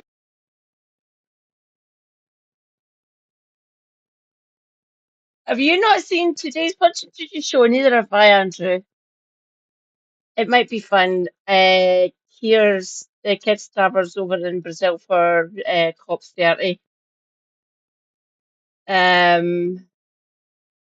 So it's the deputy who is David Lammy, who is also the Justice Secretary and a complete bell end. And please don't get me wrong, I am not a racist. He may be a black man, but he's still Labour and he is still a bastard. I don't like his politics. I don't like what he's doing in his office. I really don't. The man can go and get wrecked as far as I'm concerned.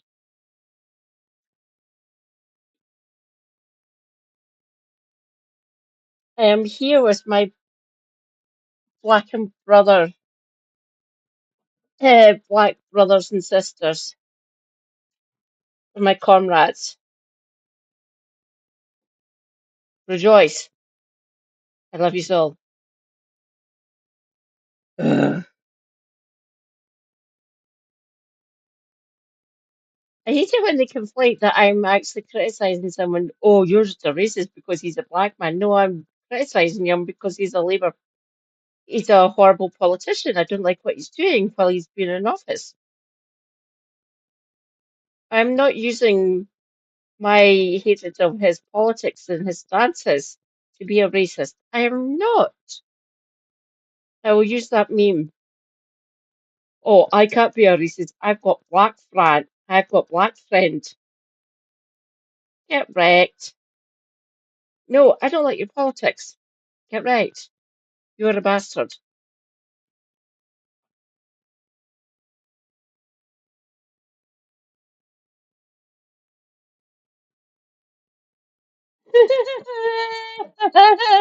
Okay. I have to. I know my sins. I have to cover it at least. I have to cover it at least. We can power through it.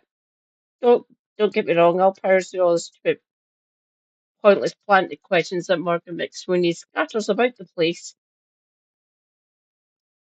We have to get through. Well, technically, it's not Prime Minister's questions.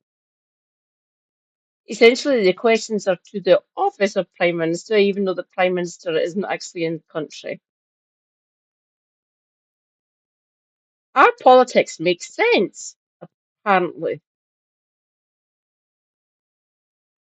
Can you explain that one to me, please? I don't see it, really. Even when Keir Starmer is actually there, answering the questions from that fucking lunatic woman, Kemi Badenoch. Women, I say women. She's not here for the empowerment of this woman, at least. I doubt she'll ever be. Prime Minister. Mr. Speaker, my right honourable friend, the Prime Minister, is in Brazil, attending COP30. David Lammy, Deputy Prime Minister and Justice Secretary. Shabana Mahmood, Home Secretary. Bridget Phillipson, Education Secretary. Where's Rachel?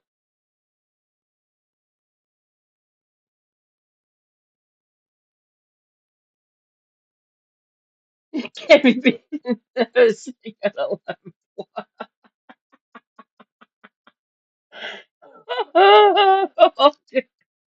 Andrew, you're too funny. You're too funny. You're going to make my face hurt. Naughty, naughty, Andrew. Don't make my face hurt. You really don't want to see me lose my shit laughing my fucking face off. Don't get me wrong, it is a sight to behold. I have done it many times in my life, but Christ, no, not for this. In Belém and the Earthshot Prize alongside His Royal Highness the Prince of Wales. Mr. Speaker, the thoughts of the whole House. The Prince of Wales is William, by the way, so that's Charles's eldest. So that's Wills.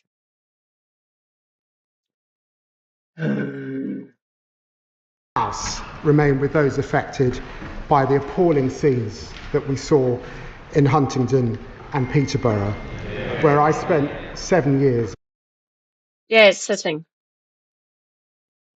I can't remember when they break.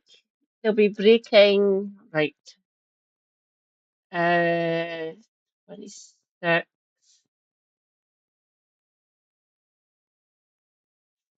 December, 8, 15.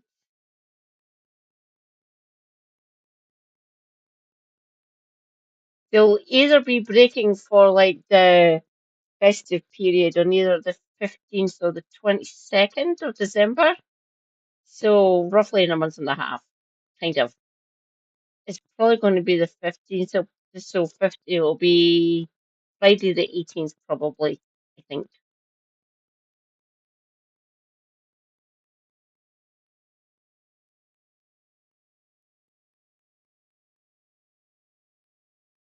Oh, don't worry, Andrew.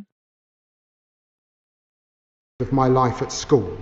We thank our emergency services for their outstanding professionalism and the individuals who showed such tremendous courage to defend others. Mr. Speaker, this weekend is Remembrance Sunday. We will never forget those who fought to defend our freedom. It's been one of the greatest honours of my career to meet our troops around the world, whether in Cyprus, the Gulf or Australia. This week, the government announced the biggest renewal of armed forces housing in more than 50 years, kick-starting one of Britain's most ambitious building programmes in decades. This morning, I had meetings with ministerial colleagues and others. In addition to my duties in this House, I shall have further such meetings later today. Thank you, Mr. Speaker. And can I start by congratulating the Deputy Prime Minister on being the first black person to ever answer Prime Minister's question.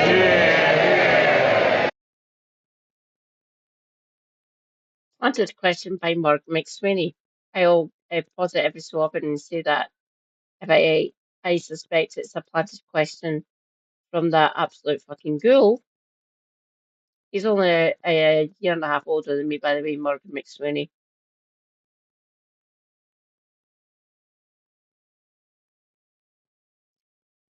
You don't always get wisdom with age, and you don't always get innovation with youth, by the way. It depends on how you were born and brought up and what ideals you want to sustain or promote. Just saying. Obviously, I stand against what Morgan McSweeney and Keir Starmer and the rest of that fucking front bench stand for. He doesn't do that, Andrew. He doesn't do it. A landmark moment for this place in our country, and I hope he is proud. Mr. Speaker, my 8-year-old constituent Phoebe is battling cancer, and her parents are fundraising to help with treatment costs and to raise awareness of Phoebe's condition. And people across my constituency have been moved by her story and have come together to raise over £122,000. So will the Deputy Prime Minister join me in paying tribute to Phoebe's inspirational bravery? And will he celebrate the incredible generosity and community spirit of Altrincham and Sale West? Deputy Prime Minister. Well, it's very kind of the honourable gentleman to say that, and I'm conscious that my right honourable friend, the member for Hackney North and Stoke Newington, and indeed the leader. That's Diane Abbott, by the way. That's her constituency. Okay? Of the opposition are both trailblazers who stood at this dispatch box, and it's important to recognise the progress that we've been made, particularly in the wake of Black History Month. I also thank been made, particularly.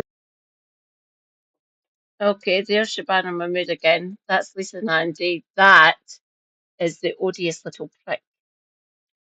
Hi, Waze. I hope you lose your seat at the next general election. I fucking despise you. In the wake of Black History Month. I also thank my honourable friend for raising this issue. It's heartwarming to see a community rally around someone as brave as Phoebe. So I wish Phoebe, her twin brother Eric, and her parents Lindsay and Mark the very best in their fight against cancer. Shall the Secretary of State for Defence, James Coughlin? Thank you, Mr. Speaker. And can I begin by associating myself with and the opposition? That is James Coffey. He is on the opposition benches, which means he's a fucking Tory. Need I say more? I didn't know he was Shadow Defence. Interesting. The Secretary of State for Defence is John Healey. He was on Laura Kuenssberg on Sunday, by the way. With the remarks by the Deputy Prime Minister about the terrible and horrific attack in Huntingdon. We wish a speedy recovery to those still in hospital and pay tribute to the brave actions of the public and the police. Now, Mr. Speaker, overnight, the father of the girl assaulted in Epping by Hadish Gabatu, the illegal immigrant, released by accident, said the government had failed them relentlessly. Now, I confess, I'm surprised the Deputy Prime Minister hasn't already apologised. So I'm going to give him an opportunity now. Will he apologise to the family concerned? Deputy Prime Minister. Well, it's great to see the Honourable Gentleman in his place. I had expected to see the Shadow Justice Secretary, but nevertheless, I'm pleased to see the Honourable Gentleman.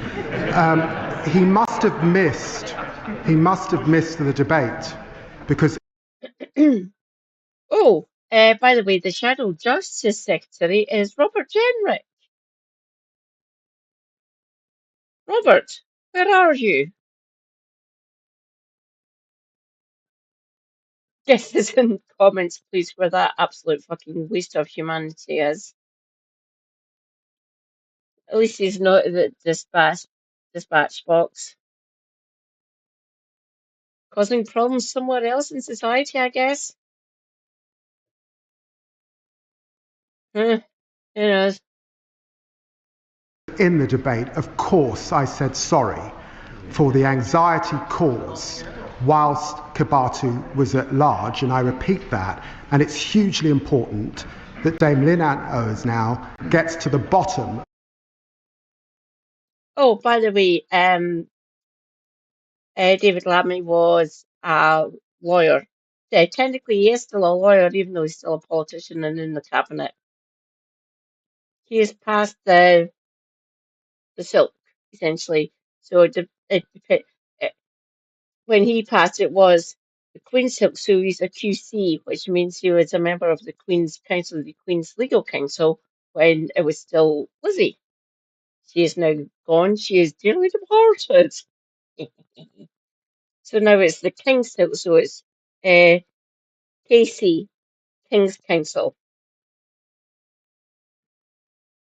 Technically, because he's Deputy Prime Minister and leader and head of the Justice Department for the UK government, he's still in the Privy Council. I will say again, I still don't like the man. Fair enough, you went through all the legal training and shit and became a KC. Of what has happened with her further investigation. James Coughlin. Thank you, Mr. Speaker. Watching the interview last night, I have to say it was absolutely heartbreaking. And I have to say, Mr. Speaker, I do think he owes it to offer an apology here on the floor of the House. But he should have done that at the...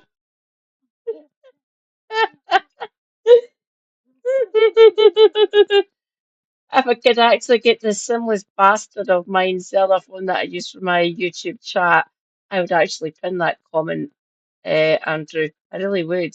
That is fucking genius. Of course, obviously, always questionable character. For most of them on the front benches, oddly enough. Who'd have thunk it? Them being two-faced, lying, duplicitous bastards. Never been known in British politics, obviously. I'm just a far left lunatic. She doesn't know what she's talking about, apparently.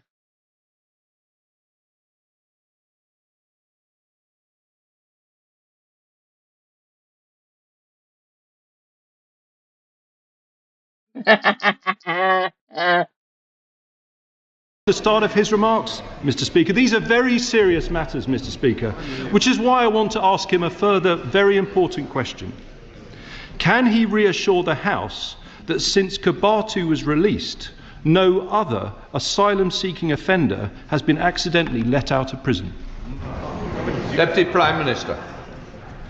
Well, the House is thankfully quiet, so I'm surprised the honourable gentleman didn't hear me when I said that of course I apologise and I'm sorry for the anxiety caused. But look, let me just remind him that he was a justice minister that allowed our prisons to get to this state in the first place.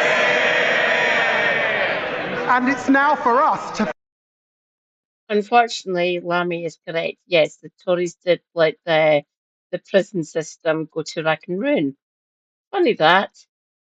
They basically robbed everything they could out of the economy from people like me, disabled people, from workers, from major infrastructure institutes throughout this country, throughout all four nations. Can James Carlish come back on that one? Doubtful. fix the mess that we've got into, it's important that Dame Lynn Annals can now continue her work and understand what is happening. He knows that early release has begun under their watch in 2021. Mr. Speaker, these are extremely serious crimes that we are talking about. I'm going to ask him the question again. Can he reassure the House that since Kabatu was released, no other asylum-seeking offender has been accidentally let out of prison? It's a very specific question for him to answer. Deputy Prime Minister. After his release, I put in place the toughest checks we've ever had in the prison system.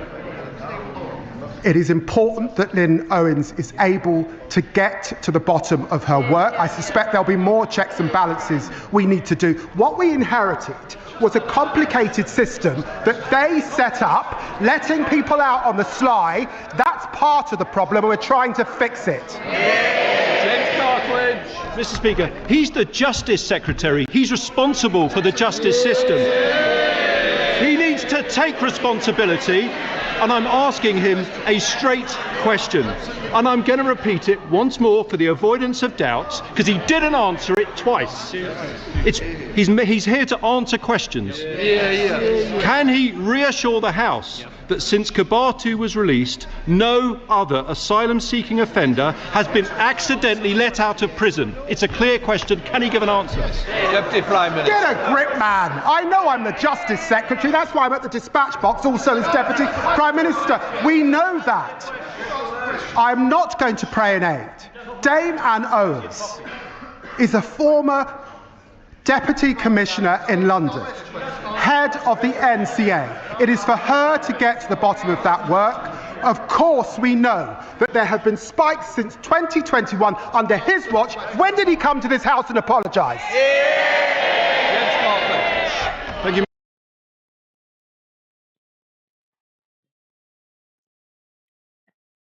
Andrew, so I'm. Oh, hello. Right.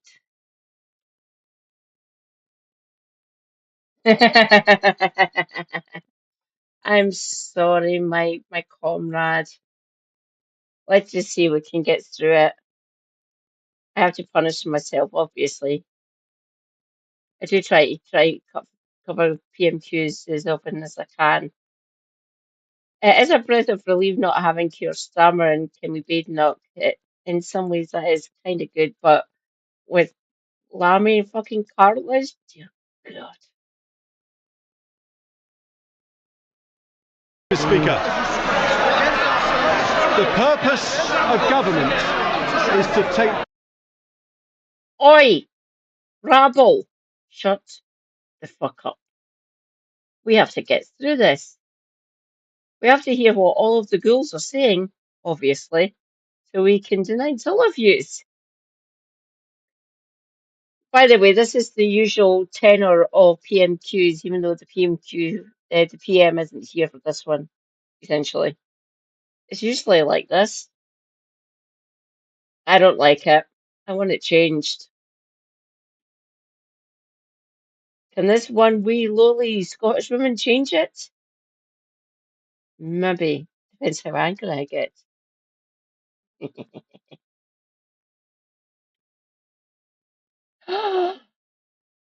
Rejoice, comrades, Mr. E is here. Hi, Mr. E. Welcome, welcome. How you doing? PMQs.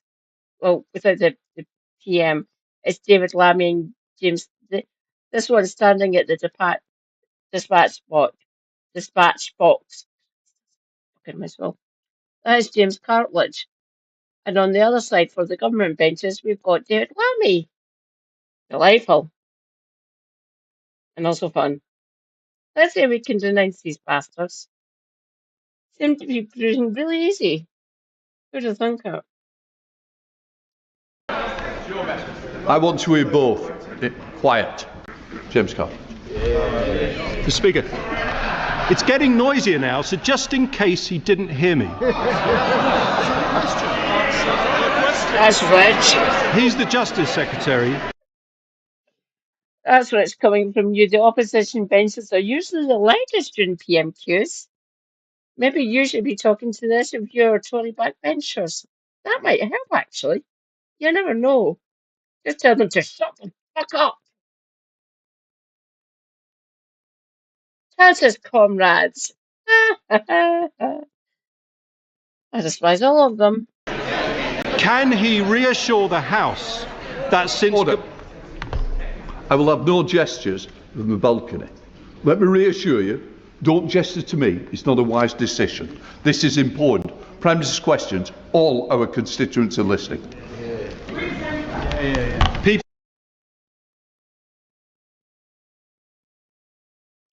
I can neither confirm or deny that statement from the Speaker.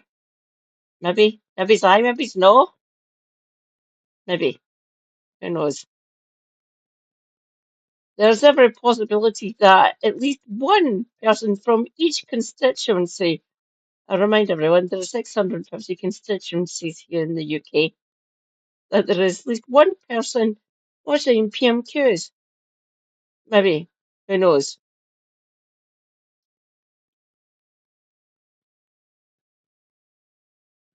I know there are people who watch PMQs regularly.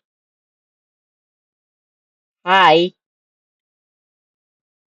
Because I'm a nerd, and I want to see what these bastards have to say. Obviously, I have to debunk most of it. They make it easy for me, actually. They make it easy for Kev. They make it easy for Helena. They make it easy for Tunleb, Curtis Daly, Antifa or Ben, or Sarah Delisle, or Aaron, or Louise Munch, and all of us. They make it easy for us, you know.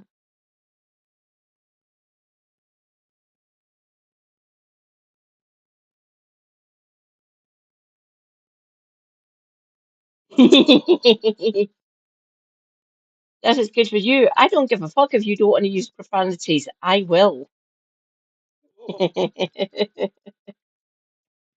Trust me, I do try my best not to swear too much and be more emotive and use other words to denounce these absolute idiots, idiots, numpties, take your pick, fools, lying two-faced people.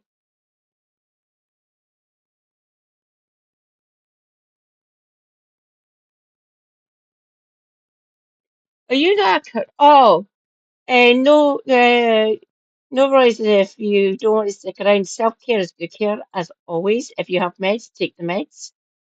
Stay hydrated, not necessarily with alcohol. Currently tonight, I am one Thatcher's Gold because it fucking rules. Okay. Also fuck.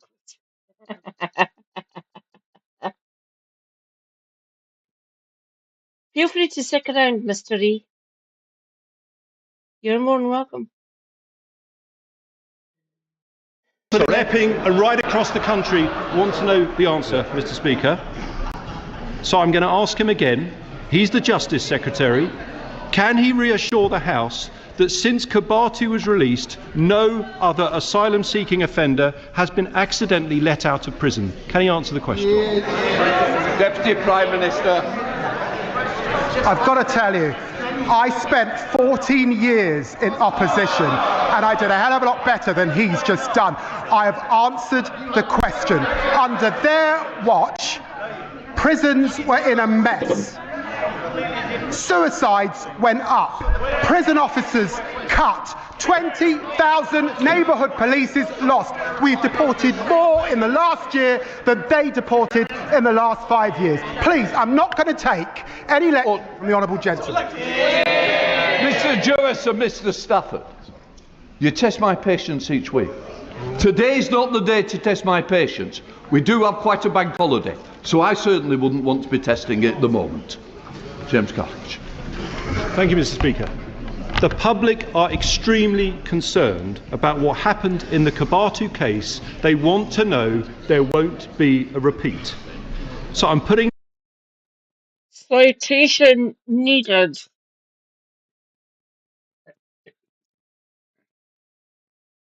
The people are concerned. Yeah, it's PMQs. It has to be Hoyle, unfortunately. Technically, he's the referee, if you want to call him that. Even though he's been nobbled on many different fucking occasions while he's been Speaker. Delightful, as always. I do not like him. Charlotte can do better than him. Seriously, they can.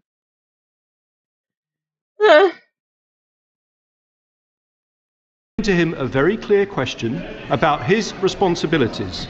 I repeat, can he reassure the House that since Kabatu was released, no other asylum-seeking offender has been accidentally let out of prison? Can he answer the question? Deputy Prime Minister. Mr. Speaker, I'm looking forward to being up against the member for Newark next time. In 25 years in this House, I've not witnessed a more shameful spectacle, frankly, than what the party opposite.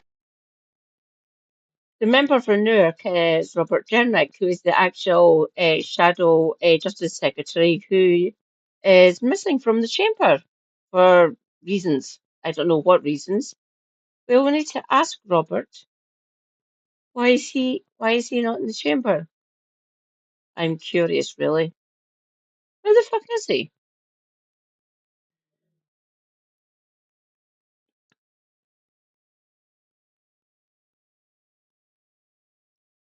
Left in our justice system. Their criminal negligence on his watch as a former Justice Minister. They left our prisons on the brink of collapse entirely, threatening to allow offenders to run wild on our streets. He knows that. Rape victims waiting years for their day in court. He knows that. Neighbourhood policing decimated, leaving our people feeling unsafe in their communities. And they You can be doing more. We were defunded, not just by the previous Tory administrations from 2010 onwards, but before that, with Gordon Brown and Blair.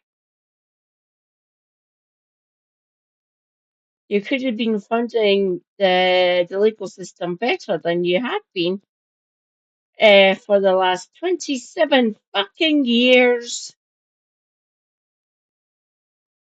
Are you doing that? No, you are not. Oh, by the way, I have I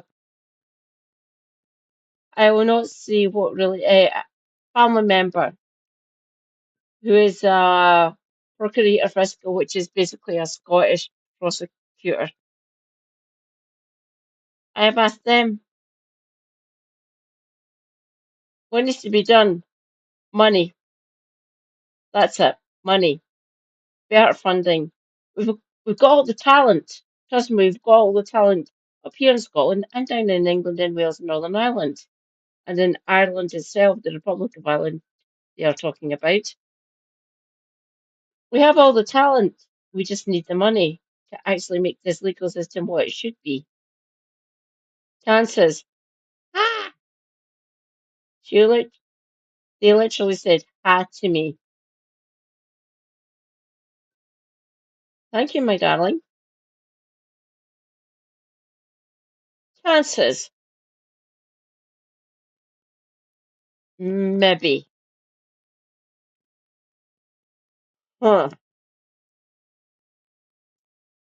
David Lammy knows that. James Cartledge knows that. Shabana Mahmood, where the fuck is she? There, she's about here-ish. Is that her name? Maybe here. She knows that as well. She's a lawyer, by the way, Shabana Mahmood. They haven't learned a thing. We are tackling knife crime, that's why it's falling. 13,000 more bobbies we are putting on the streets, kicking out 5,000 foreign criminal offenders. I've got to say to the honourable gentleman, he should do better. Jonathan Blash. Thank you, Mr. Speaker. My constituent, Georgia Hart. What, I got it to 6. James Cartledge. Order. It is 6. I'm all right. 6, you've had your 6. Sorry, I was correct. Yeah. Jonathan Blash.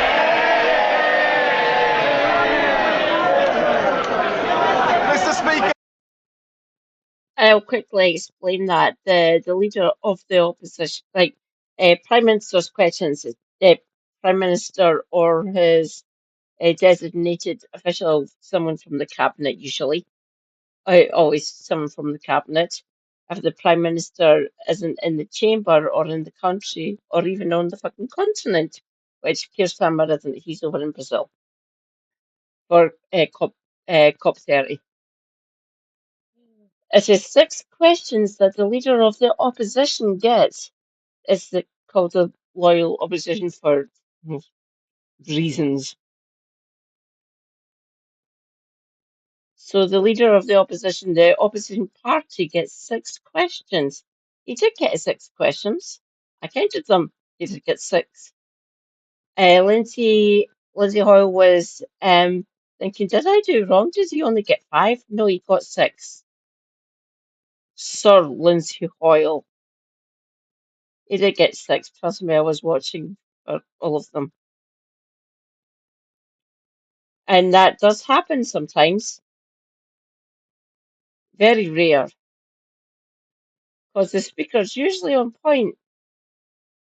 Sometimes they aren't, obviously, because some speakers of the House are idiots or wankers, or either are too busy or just completely clueless and don't know what they're doing. That has happened, oddly enough, throughout UK history. Delightful, as always. Yes, James Carver's got his 6 questions for the opposition party.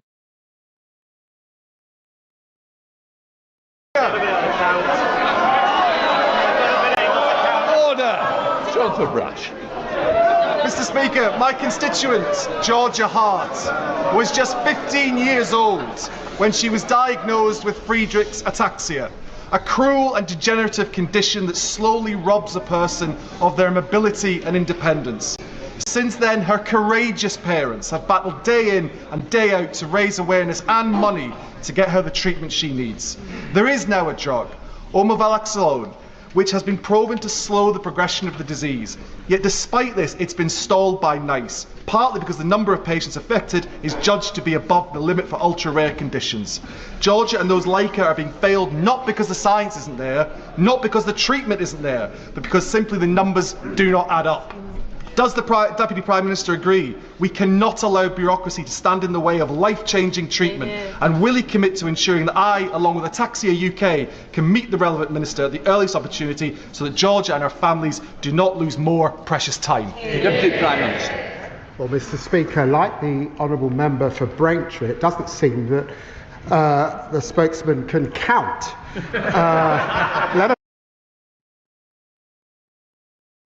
If he is calling someone the honourable member, which it means that they are on the back benches, they're basically a Labour MP. So that question came from the Labour backbenchers. So it might be a plan, or it might be an actual genuine question from that MP who got voted in by his constituents, or a majority of the constituents. I don't know what the turnout was like there. Alone stand up on behalf of the public. But can I thank my honourable friend? Our NHS has a strong record in delivering new medicines for rare diseases, and that evaluation process is rightly led by NICE. As I understand, the manufacturer of the new treatment for Friedreich's ataxia has withdrawn from this process. However, the door remains open for the company to re-engage, and I'm very happy to arrange a meeting that my honourable friend is seeking more broadly to help ensure everyone gets the care they deserve while investing an additional 29 billion in the National Health Service. Daisy Cooper, Deputy Leader of the Liberal Democrats. Thank you, Mr. Speaker. On behalf of my party, can I join the Deputy Prime Minister in expressing our horror at... Rejoice, comrades! Parkour's language. Hi, Parkour's. Everyone, I demand. Go and follow Parkour's. They'd be awesome. Oh, Parkour's, just to make sure I'm good. Pronouns, if you please. No pressure, of course, whatsoever. Hello. Hi, Daisy. How's it going? Easy.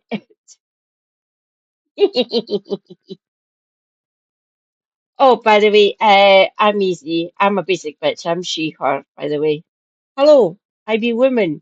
Hear me roar. Rawr.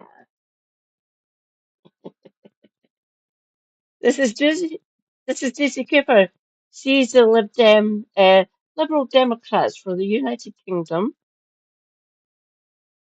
She's the deputy leader of the Lib Dems in Westminster, or for the party as well. Hi, Daisy. Take it away. Please don't mention Brexit. terrifying knife attack at the weekend, and pay tribute to all those, including the emergency services, who put themselves in harm's way to protect others. And as we approach Remembrance Sunday, can I also join him in remembering all those who gave the ultimate sacrifice for our rights and our freedoms.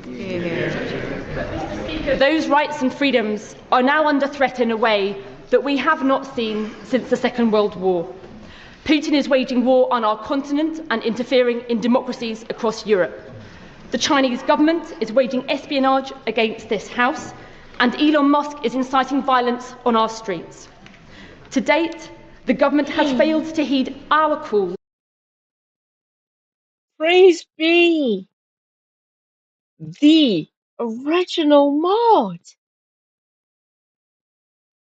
Hi, Vitingale. Hi, darling. I will say again, everyone, I demand of you right now, go and follow Vitingale. Vitingale is awesome. They are a musician and comrade and bass leftist. Hi, Vitingale. Hello, darling. How goes it? Great to see you.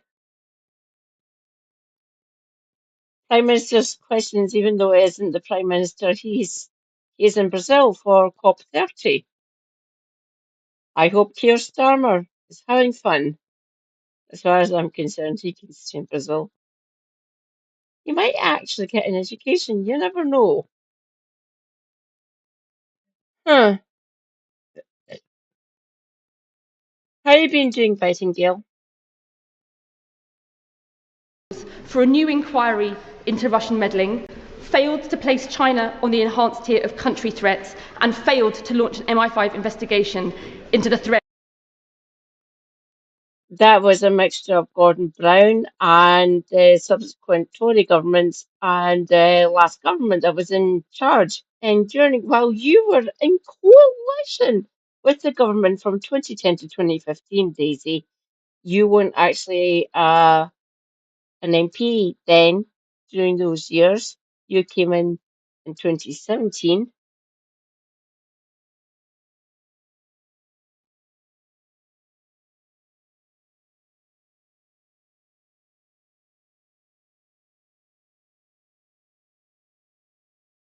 I am.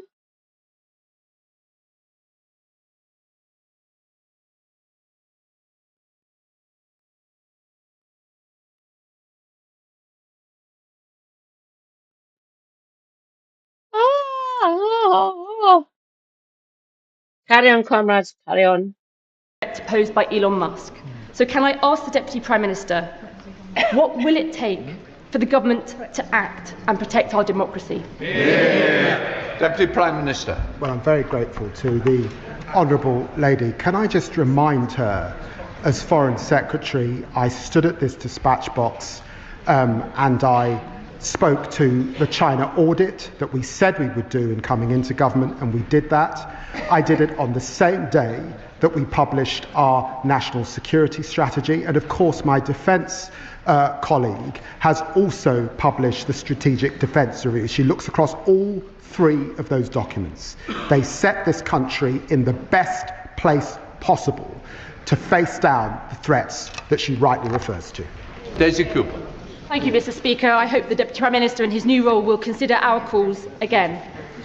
But right now, families across the country are struggling with a cost of living crisis, yet the Chancellor is preparing to increase taxes. Meanwhile, because of high interest rates and arcane Treasury rules to do with quantitative easing, the big banks are making billions of pounds in windfall profits that they never expected, that they never relied on, and never had to take any risk to earn. So without asking the Deputy Prime Minister to preempt the Chancellor's budget, can I ask the Deputy Prime Minister which he thinks is fairer, taxing struggling families or taxing big banks? Ah! Oh, help. Oh, dear God. Help me, please help me. I'm agreeing with a Lib Dem. Just end me. That is wrong. I'm actually agreeing with Daisy Cooper. Fuck. Ah, oh God, it hurts. Correct park course. Chances.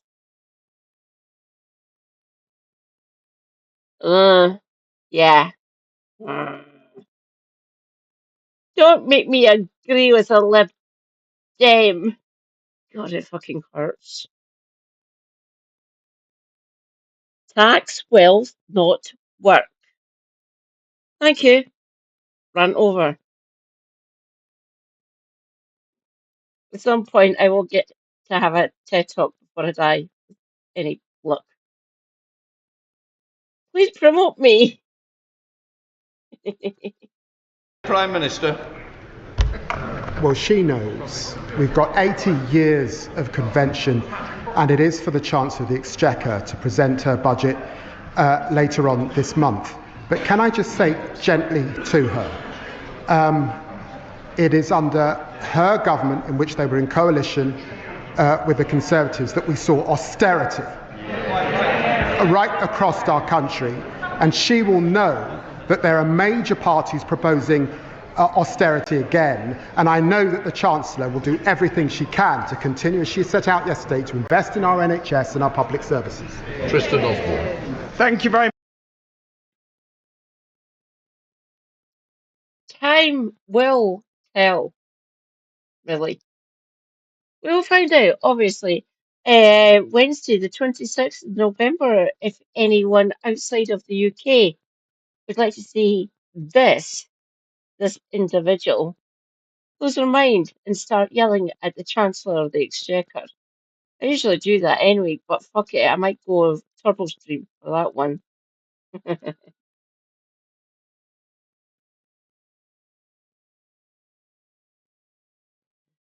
Daisy Cooper, not quite. So we've got Labour in government. They're the majority party. That's why they're in government. They're on the government benches, which is down here, this side. Give me a second. Much, Mr. Speaker. Was it? So these are the government benches. These are all Labour backbenchers. The front, this is the cabinet positions here. So this is the head of all the cabinet positions, essentially. That is the opposition. That is the Tories. They are scum. They are dying. Ah! Correct. We've got Lib Dems here. Got some more Lib Dems here. We've got Plaid Cymru and SNP. More independents and DUP. Get the fuck out of our politics, you absolute lunatic Northern Ireland fucking mental bastards. Then on this back row, right up against the wall, we've got people like Rupert Lowe, Manfrog, Ties, James McMurdoch, Dirty P. Lee, and Sarah Poach, and they're all on the back bench here. This one. So these are the opposition benches here. This is the government benches. Diane Abbott should be somewhere here. I can't see there. I can't quite tell if Diane Abbott is here on the Labour benches or not. Hang on, where's Richard Burke? Up there's Richard Burgon up here. Where's Ian Lavery? What the fucking hell? Ian Lavery isn't in the chamber. Where the hell's Ian Lavery? That's weird. The leader of my local council, Kent County Council, has said that they're a shop window on Reform UK, with councillors facing criminal charges, inappropriate conduct and behaviour, a defection, 5 expulsions, a failed Doge cost-cutting drive and an authoritarian leader who shouts and swears at colleagues. Does the Deputy Prime Minister agree with me that the people of Kent deserve so much better? And how is the government going to ensure that we deliver higher standards in local government? Mr. Prime Minister.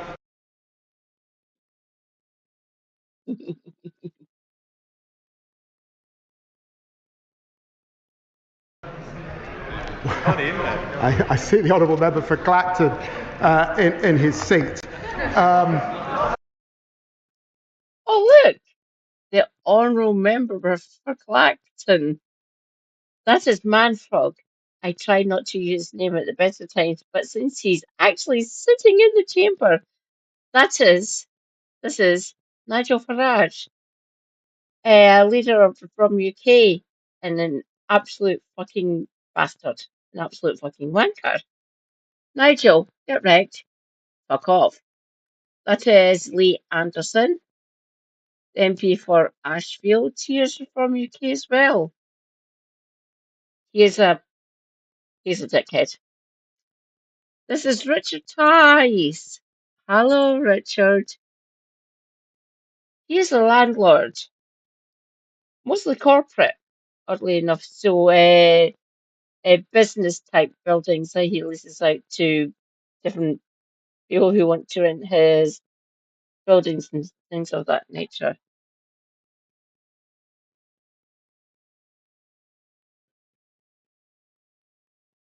We are still on PMQs. Look, Manfrog, Dirty P. Lee, and landlord, and officially Dubai resident. Your ties. You're all scum. Reform said. Yes, Mr. Milkshake. This may be the first time I've seen him in Prime Ministers, but Mr. Speaker, Reform said that Kent County Council would be the best advert for what a reform government would look like. They're delivering on the chaos that they promised and on standards in public life. I say to the honourable gentleman, no, Mr. Speaker, this is serious. I used to replace the honourable gentleman on LBC, so we've known each other for many years. The disgraceful, racist language that we heard from a Reform MP last week belongs in the dark ages. And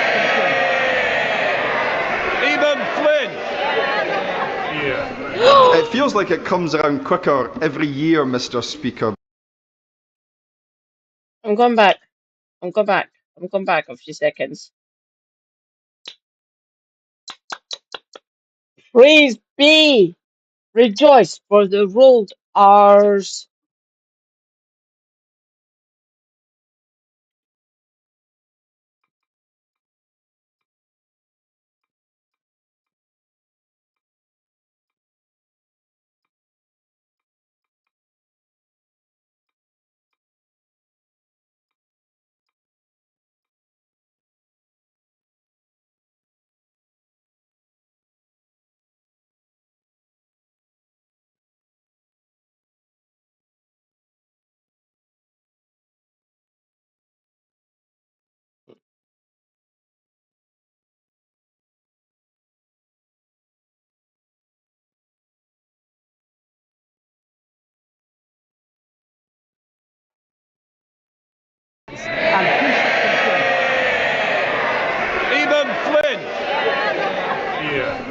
It feels like it comes around quicker every year, Mr. Speaker, because the 22nd to the 28th of November marks BBC Scam Awareness Week, and by sheer coincidence, the Chancellor has chosen that week of all weeks to deliver her budget. So given her previous broken promises on energy bills, on inflation and to businesses, can he confirm to the public that if they see something suspicious on tax at the budget, they should report it? Deputy Prime Minister. I usually look forward to the bombast that the honourable gentleman brings to the chamber, but as usual, the SNP will say anything to distract from their appalling record. What appalling record. Best performing NHS out of the four nations.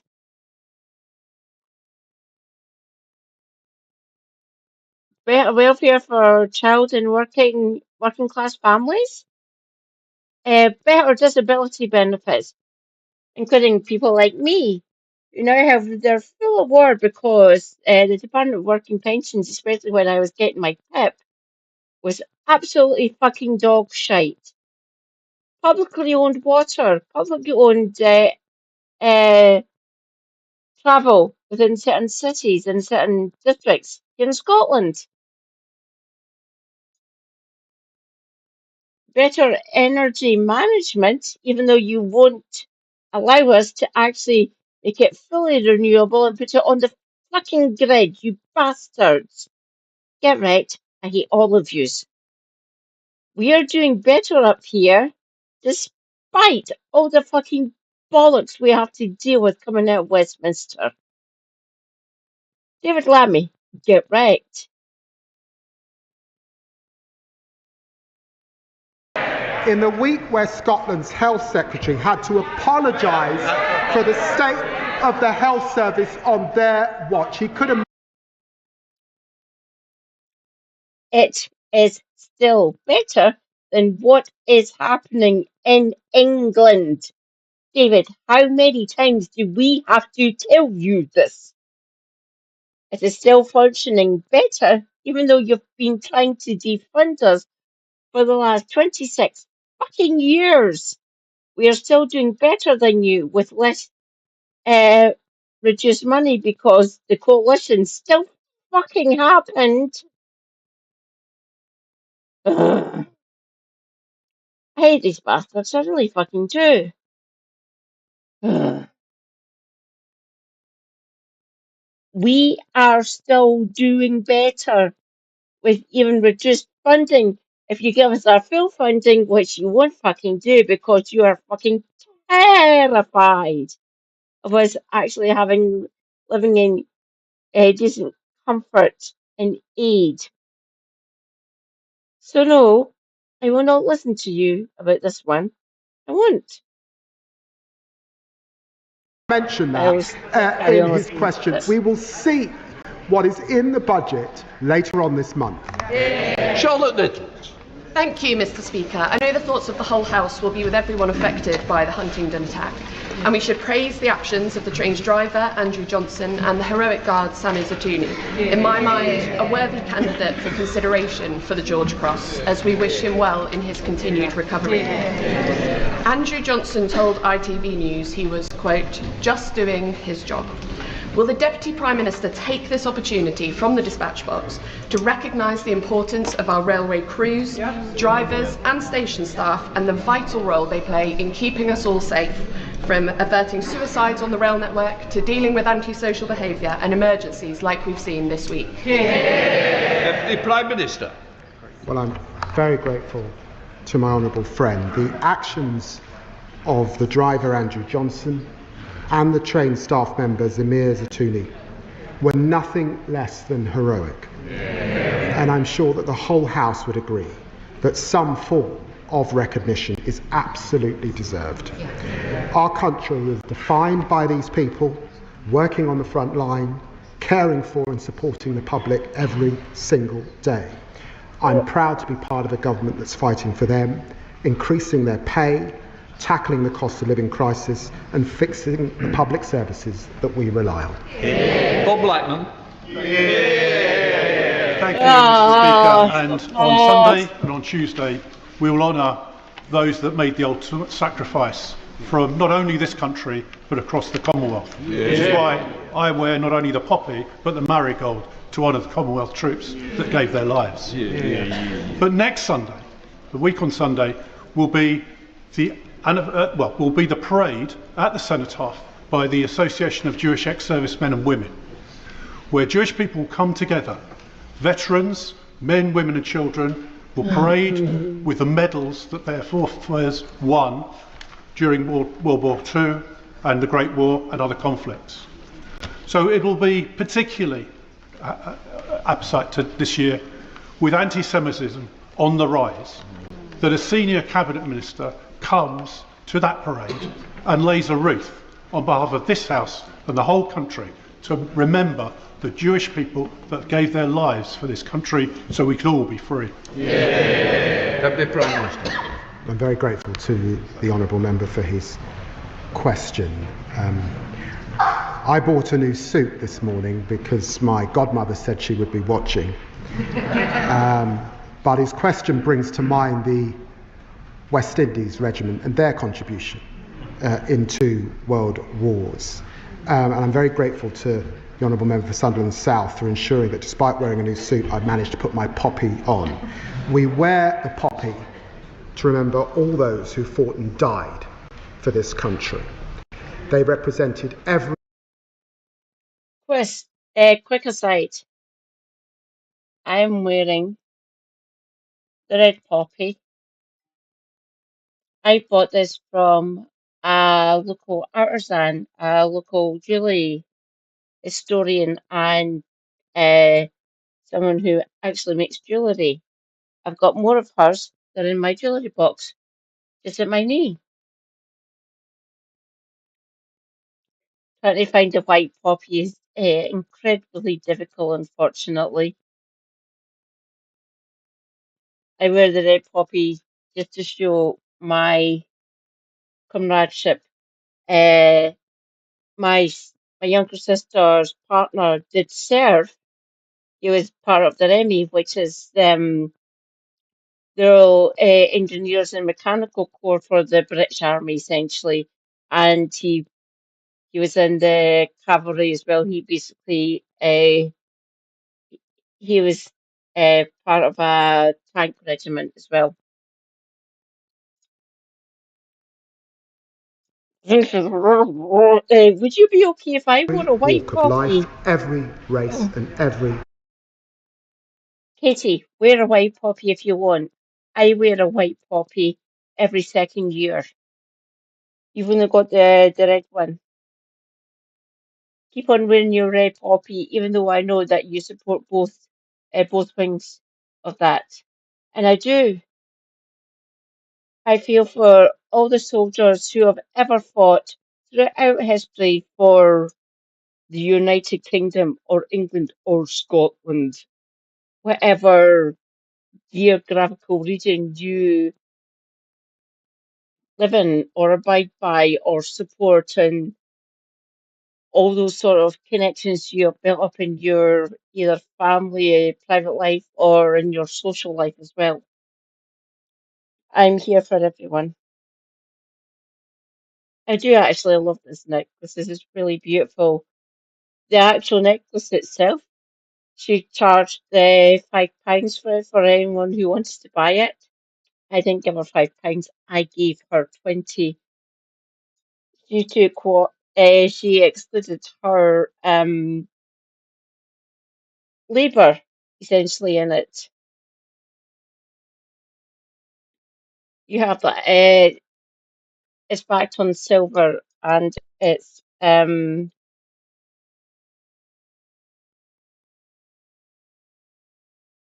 basically polished ruby. She only charged £5 for this. I didn't. I gave her 20, and I promoted her channel. I promoted her business. She is still going. Go and check out if you're in Scotland, anywhere. Catherine, the sea, Graben. She makes gorgeousness like this.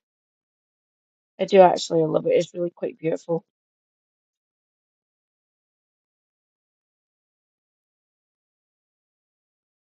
religion. My ministerial colleague, the Noble Lord Coker, will be proud to lay a wreath at the annual remembrance event at the Cenotaph to mark our enduring gratitude to generations of Jewish service personnel and veterans. And I'd like to thank Ajax for organising the event and for all they do throughout the year to keep alive the memory of Jewish people, many of whom are in my constituency, their descendants in my constituency in Stamford Hill, who gave their lives for this country. Jean Joseph. Mr. Speaker, I'm regularly contacted by leaseholders and residential freeholders from across Ashford, Hawkinge and villages who raise concerns about rising property management fees, poor service and lack of transparency over what they are being charged for. As they already pay council tax, it is wrong they pay extra for maintenance of roads and green areas on their estates. Will the Deputy Prime Minister update the House on the actions the government is taking to reform the current outdated system so that my constituents can look forward to having stronger rights, greater powers and improved protections? Deputy Prime Minister.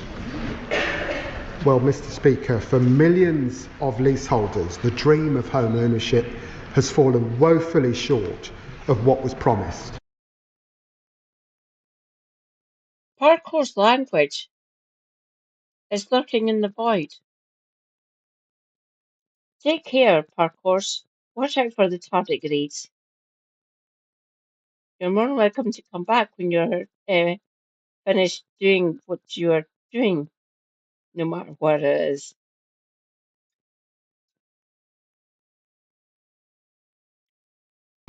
That's why we're implementing the Leasehold and Freehold Reform Act, providing homeowners with greater rights, power and protections. We'll bring the Do you know what that's going to cause?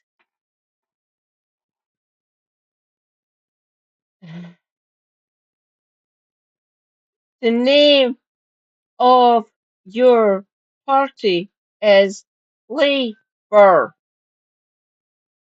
You're meant to be You're meant to be empowered to help promote and ameliorate what is happening to the working classes.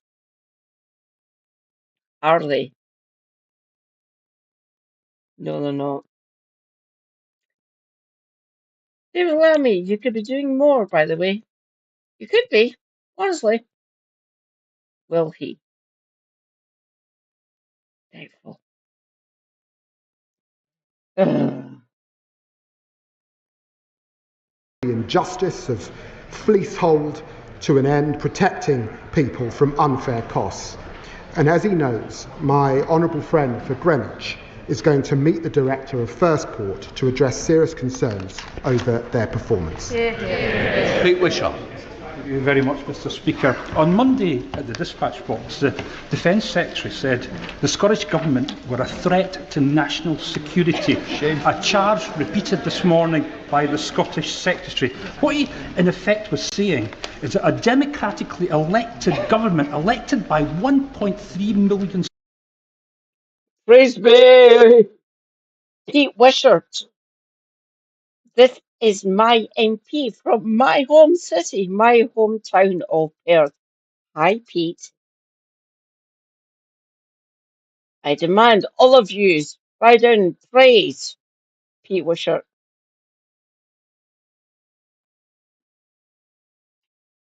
Scots.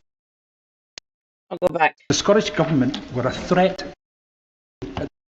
Performance. Pete Wishart. Thank you very much, Mr. Speaker. On Monday at the dispatch box, the Defence Secretary said the Scottish Government were a threat to national security. A charge repeated this morning by the Scottish Secretary. What he, in effect, was saying is that a democratically elected government, elected by 1.3 million Scots, possess a threat to this country. I don't know if it's something the Deputy Prime Minister will repeat at the dispatch box today, but can he tell me why democratic Scotland is a threat to national security and China is not? Deputy Prime Minister. I took a DNA test a few years ago. I'm 5% Scot. The people of Scotland are not a threat. They're not a threat to national... So why did someone from the cabinet say that, David? I would hope every Scottish voter actually heard that.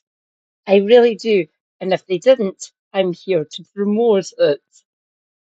Just to make sure you get absolutely fucking monstered at the polls in May next year. You deserve it, obviously. You really do. This is just another covenant as far as I'm concerned. Bring it on.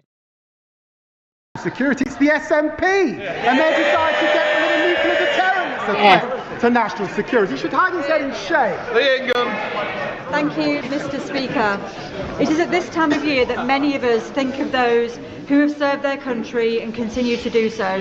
Those like my granddad who served in World War II and brought up my dad and my uncles in forces accommodation. Those like my nephew currently serving who sends me videos of accommodation riddled with black mould.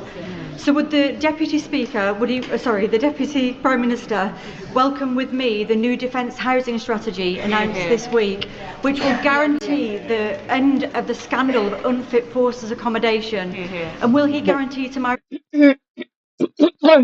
Planted question. Planted question.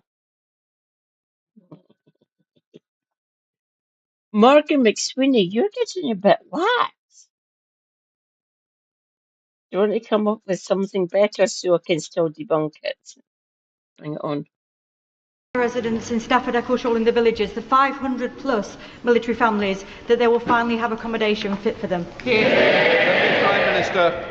Well, can I pay tribute to my honourable friend for championing our armed forces who make extraordinary sacrifices to keep our country safe. We are renewing our country, and that includes renewing our contract with those who commit the ultimate sacrifice. 4,000 military homes, that's 9 out of every 10, are going to be upgraded thanks to the 9 billion that we are investing, and of course that will include her constituency, homes fit for heroes, delivered by a Labour government. Thank you, Mr. Speaker. Can I echo the words of the member for Harrow East of how proud I am to wear the marigold alongside my poppy. Last year, Sadiq Khan was elected London Mayor with a promise to keep a police station front counter open in all 32 London boroughs 24 hours a day.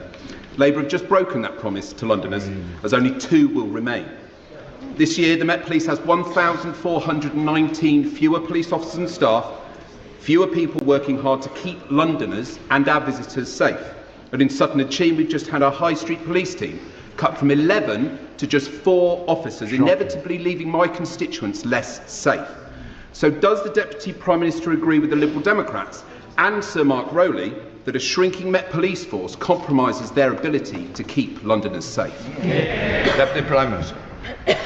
Well, as he knows, the previous government cut police officers and PCSOs while also critically underfunding the criminal justice system.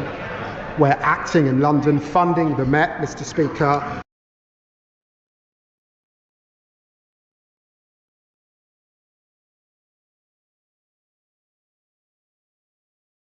I just want to point out a couple more people here. Criminal justice system. We're acting in London. Pause. That is Peter Kyle. That is the Glaswegian Ghoul. Hi, Pat. Pat McFadden, Department for Work and Pensions, by the way. So he's basically our benefits minister. Pat McFadden, get wrecked. Peter Kyle as well. The fact that I can see the pair of them sitting next to each other and talking, I'm getting kind of scared. He is promoting AI in lots of different fucking departments. Help. And he wants to brutalize people like me. The pair of them. Funding the Met, Mr. Speaker, up to 262 million this year, and we're investing 200 million this year to put 3,000 more neighbourhood police on our streets by spring. Through our crime and policing bill, we'll also give them powers that they need, including enough tough new respect orders to tackle crime and make our streets safer. But I do just say gently to the honourable member, because he's a Liberal Democrat, they come to their feet, they ask for more funding, and then given the opportunity, they vote against the reforms that would actually grow our economy. Laura Kirk-Smith. Mr. Speaker, in Aylesbury I've been running a programme called Your Voice, Your Future to help young people engage with politics and shape the issues that matter to them. They've sent in ideas for the school curriculum review, they've advocated for better mental health support, and they've shared their fears about smartphones and social media. Will the Deputy Prime Minister join me in recognising the contributions and ideas of young people, and what more will he do to ensure that they can meaningfully engage in national policy? Deputy Prime Minister. Well, can I applaud my honourable friend? She's a passionate champion of the next generation. She will have seen my right honourable friend, the member for Sunderland South, launch her curriculum review, which will deliver high standards for every child, giving them the skills they need to thrive and boost their engagement in our democracy. Morgan McSweeney, planted question. I'm getting fed up of saying that, actually. Still got to fucking do it because hell meant me because I'm a fucking lunatic. And I'm proud that we'll also be giving 16 and 17-year-olds the right to vote in our UK elections to make their powerful voices heard. Mr. Speaker, Bernie. Rejoice, Mr. E. We're still alive. Hello, hello. Welcome back. Self-care is good care. Don't worry for dipping out. Honestly, don't. Welcome back. Hello. Burning waste is as polluting as burning coal, and we already have incinerator overcapacity. So when will this government renew the last government's pause on new incinerators? We can change that, you Tory fucking wank.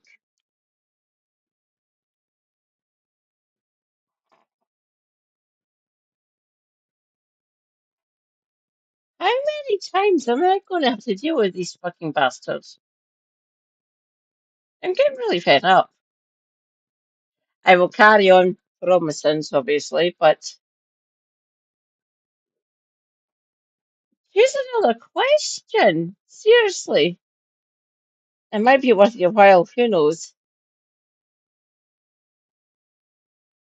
When will it end perverse deliverable pay contracts with incinerator companies?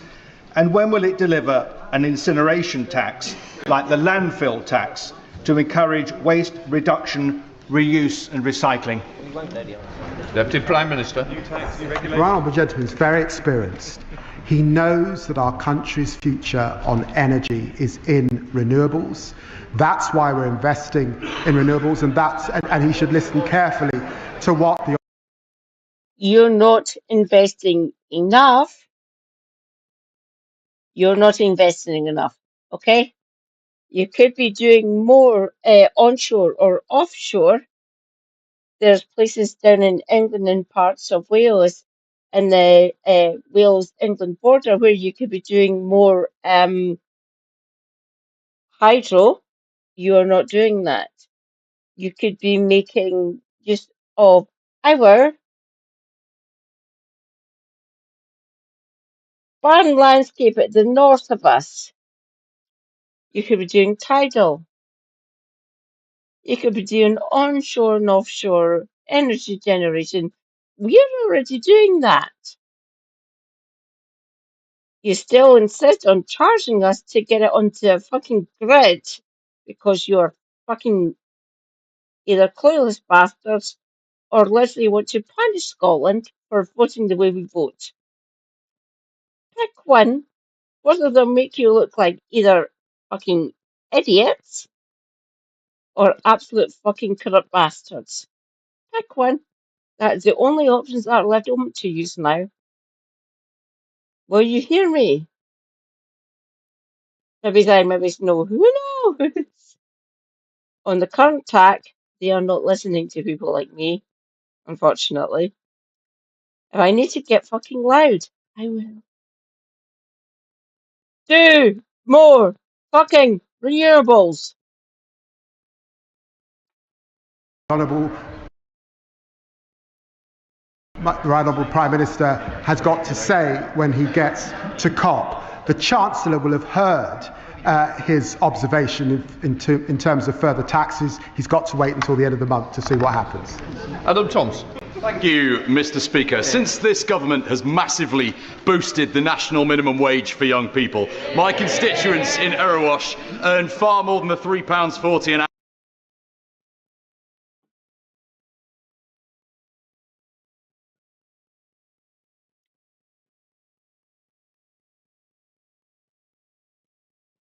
Oh, Mystery, I love you desperately.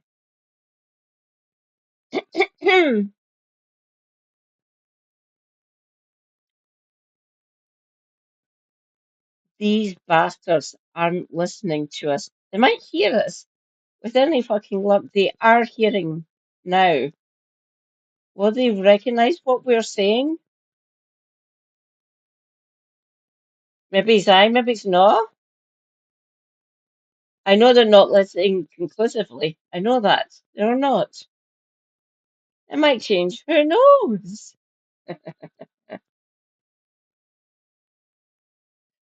The sooner we can get rid of most of these bastards, the better. I got paid in my first job just 17 years ago. What is the Deputy Prime Minister's response then to the... Oh, dear God. I started working 26 years ago. Well, technically, 27.5 years ago, I started working. Hello, I started paying tax then. I started earning a wage. I loved the jobs that I done before I moved down here to Scotland, moved down here to Glasgow. They were amazing. I loved my jobs. Don't get me wrong, the jobs were hard. They weren't hard. Well, they were physically demanding some of the times, but they were not too complex, but kind of complex. I was a manageress of a cocktail and wine bar in Perth, by the way, before I moved down to Scotland. I loved it. It was my best job I ever fucking had. Loved it. Does he know what I went through being a manageress of a bar? He might, I don't know. I'm going to say no. Those, including the Conservatives and Reform, who claim that £10 an hour is too high a wage for young workers. And does he happen to know whether any of the Reform leaders' dozen extra jobs pay him less than £10 an hour?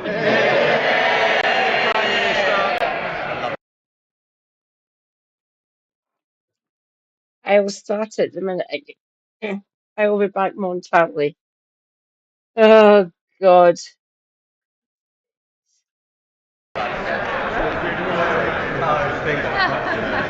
Well, I was looking at the honourable member for Clacton's member's interests, and he's making quite a lot out of gold bullion. You've got to ask, why does he want to cut the minimum wage for people who are not making even 1% of what he is? The Labour Party's on the side of young people, boosting their wages and delivering the youth guarantee to help everyone realise their potential. And I hope young people recognise what the two other parties want on their record. Thank you, Mr. Speaker. People across the country are fed up of extensive and needless delays caused by road, rail and utility works happening at the same time, a failure to coordinate. My Transport Duty to Coordinate bill would fix this and cut disruption, supporting communities and the economy. Now, I understand the government is looking for ways to support the economy, apparently.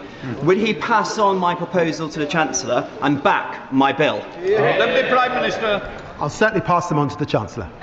Tom Rutland.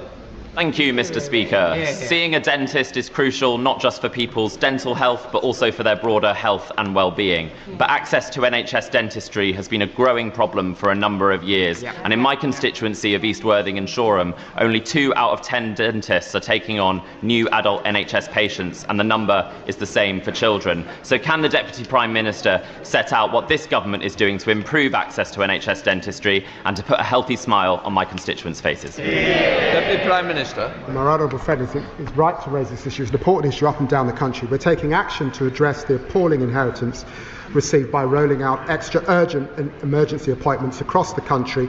We're also reforming the dental contract, recruiting more dentists and making sure that they work in the National Health Service for a minimum of 3 years.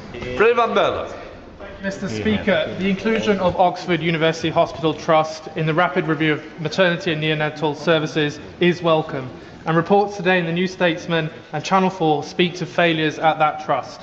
Will the Deputy Prime Minister commit that the outcomes of Baroness Amos's review will be carried out in full, and commit to this House that the review is the start of a sea change in maternity services and not a whitewash?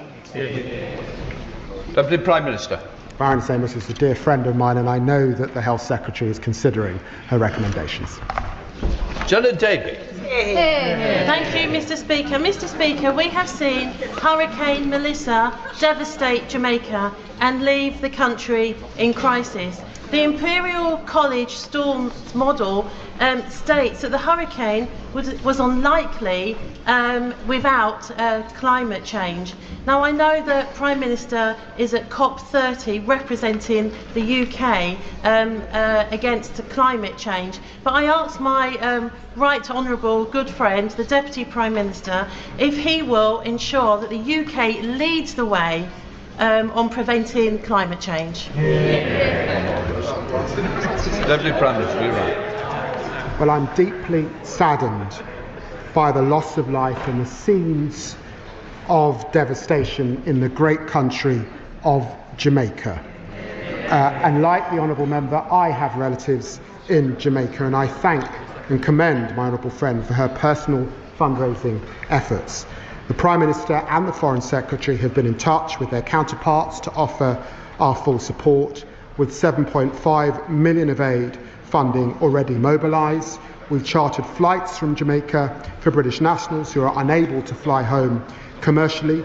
Jamaica will also receive 71 million from the Caribbean Risk Insurance Pool, funding which begun under the previous Labour government that they can draw on for their renewal.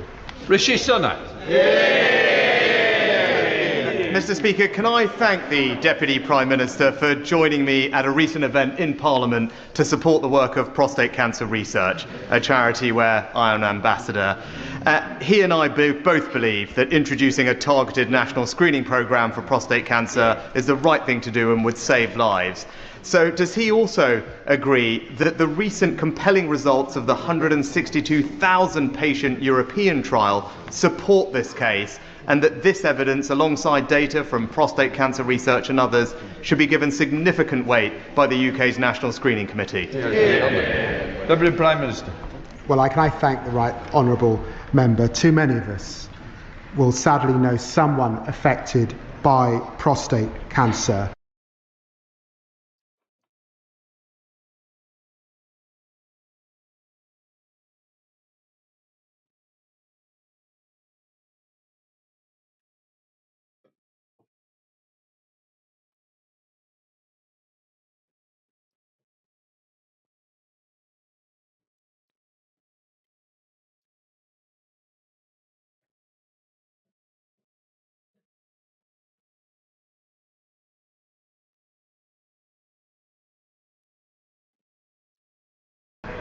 By the loss of life and the scenes of devastation in the great country of Jamaica. And like the honourable member, I have relatives in Jamaica, and I thank and commend my honourable friend for her personal fundraising efforts. The Prime Minister and the Foreign Secretary have been in touch with their counterparts to offer our full support, with 7.5 million of aid funding already mobilised. We've chartered flights from Jamaica for British nationals who are unable to fly home commercially. Jamaica will also receive 71 million from the Caribbean Risk Insurance Pool, funding which begun under the previous Labour government that they can draw on for their renewal. Rishi Sunak. Mr. Speaker, can I thank the Deputy Prime Minister for joining me at a recent event in Parliament?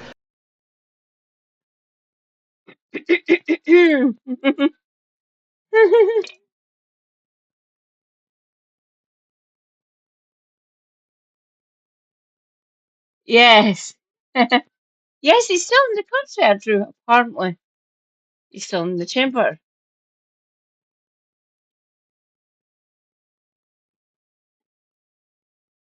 Correct.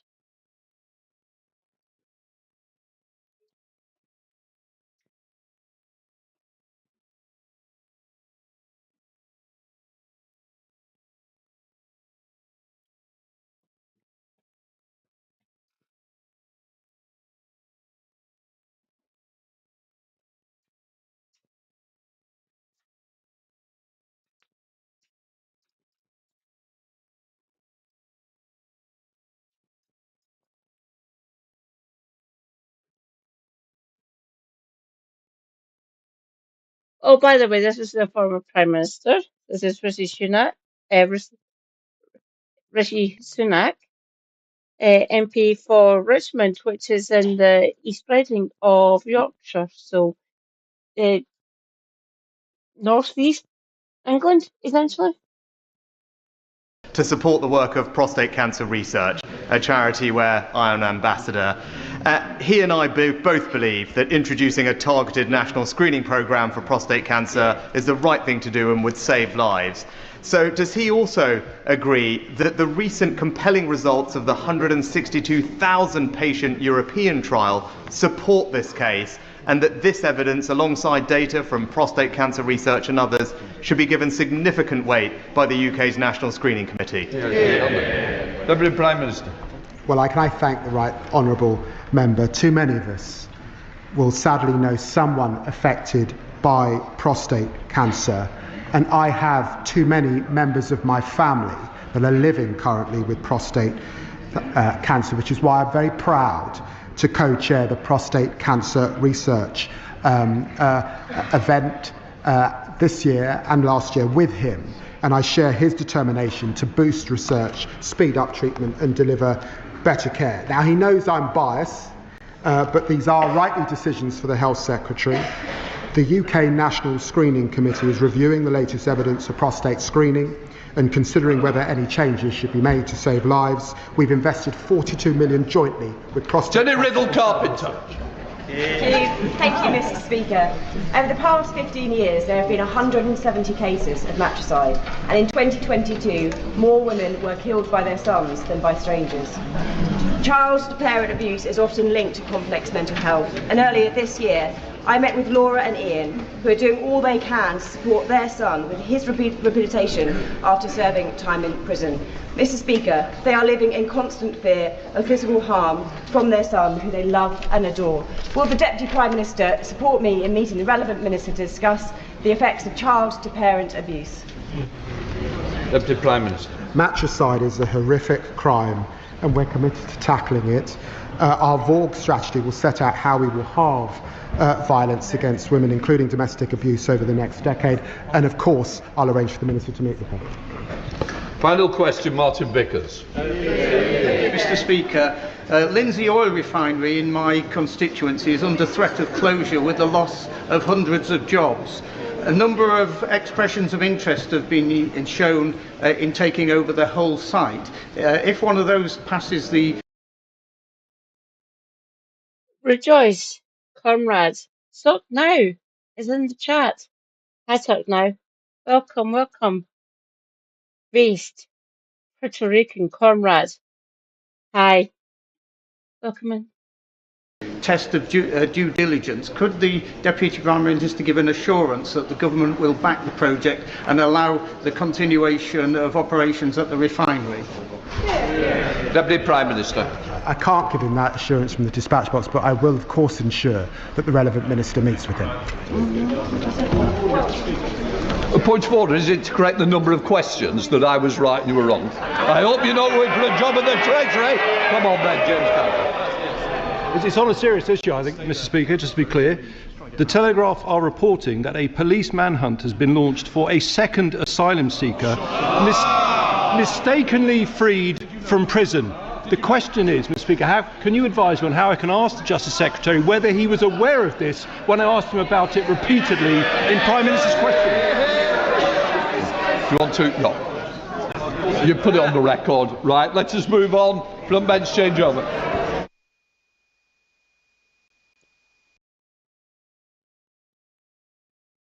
It was set up like that for reasons. It was basically set up like that to stop the anti-unionists, the SNP and all the other parties who could get actually elected to Holyrood from actually forming a majority and saying, give us our vote, or if you didn't give us our vote, we're just going to say, fuck yes. They haven't said fuck yes yet.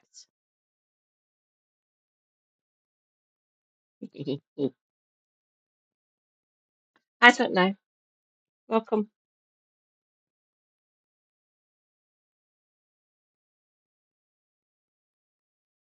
Mm.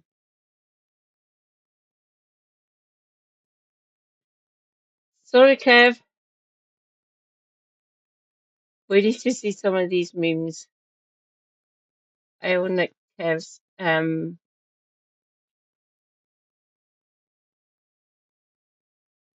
Yeah, I know. Hmm.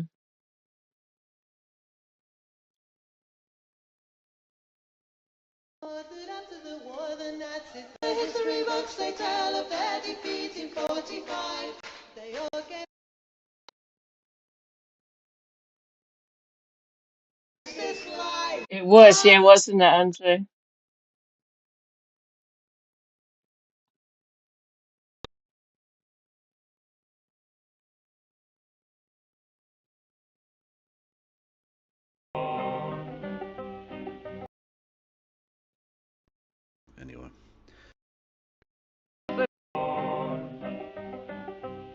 Don't scab for the bosses, don't listen to their lies, us poor folks haven't.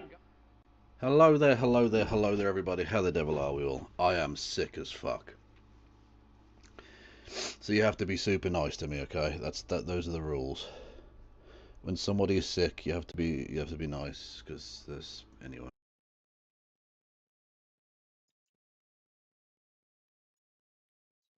No.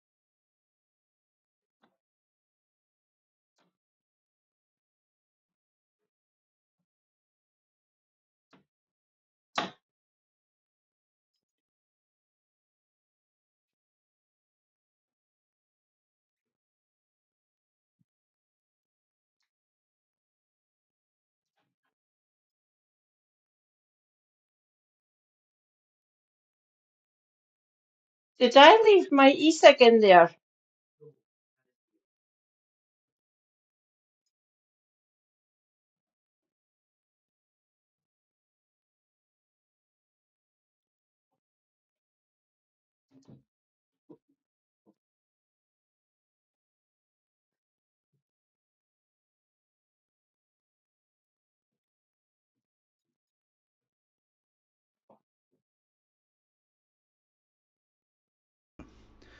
Hello everyone. Also, we will not be having any Jeremy Beadle related chicanery taking place.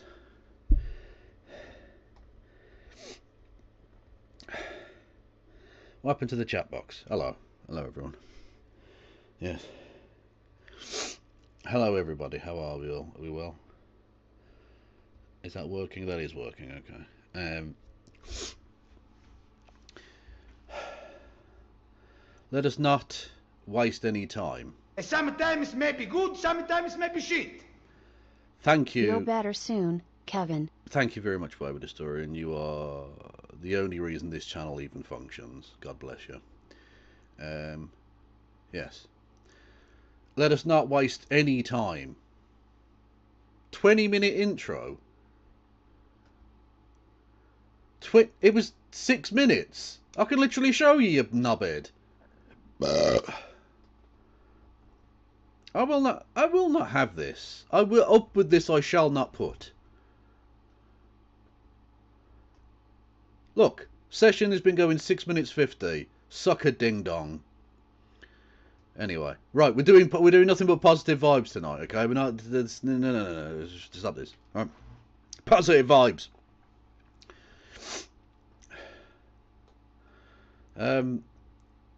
Yes. Thank you, everybody. Yes. So, let us not waste any further time, shall we? Let us get to the big news of the day. NBC News can project at this hour that the winner of the New York City mayoral race will be Zohran Mamdani. The assemblyman from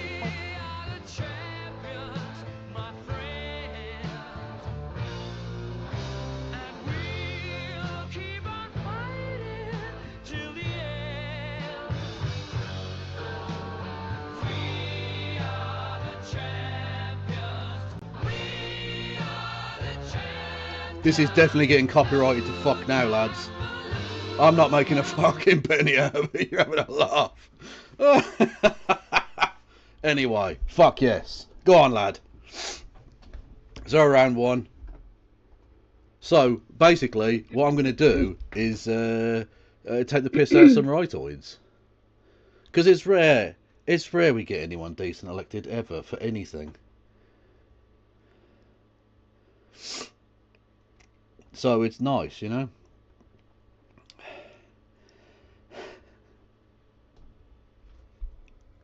They're literally selling merch, by the way. Hang on. And Oh, actually, no, I retweeted it. Hang on. Denim's got one. Hang on. it's at Floppy111. It's Kev. Is this Angloid? He is English. He lives in Birmingham. 111. Yeah. It is KF Logan 1875 on Twitch, by the way. He is British. He's a communist. He is happy. I am happy. Well done, Zoran. Everyone, I demand go and follow KF Logan 1875 on Twitch or at Floppy111 on YouTube.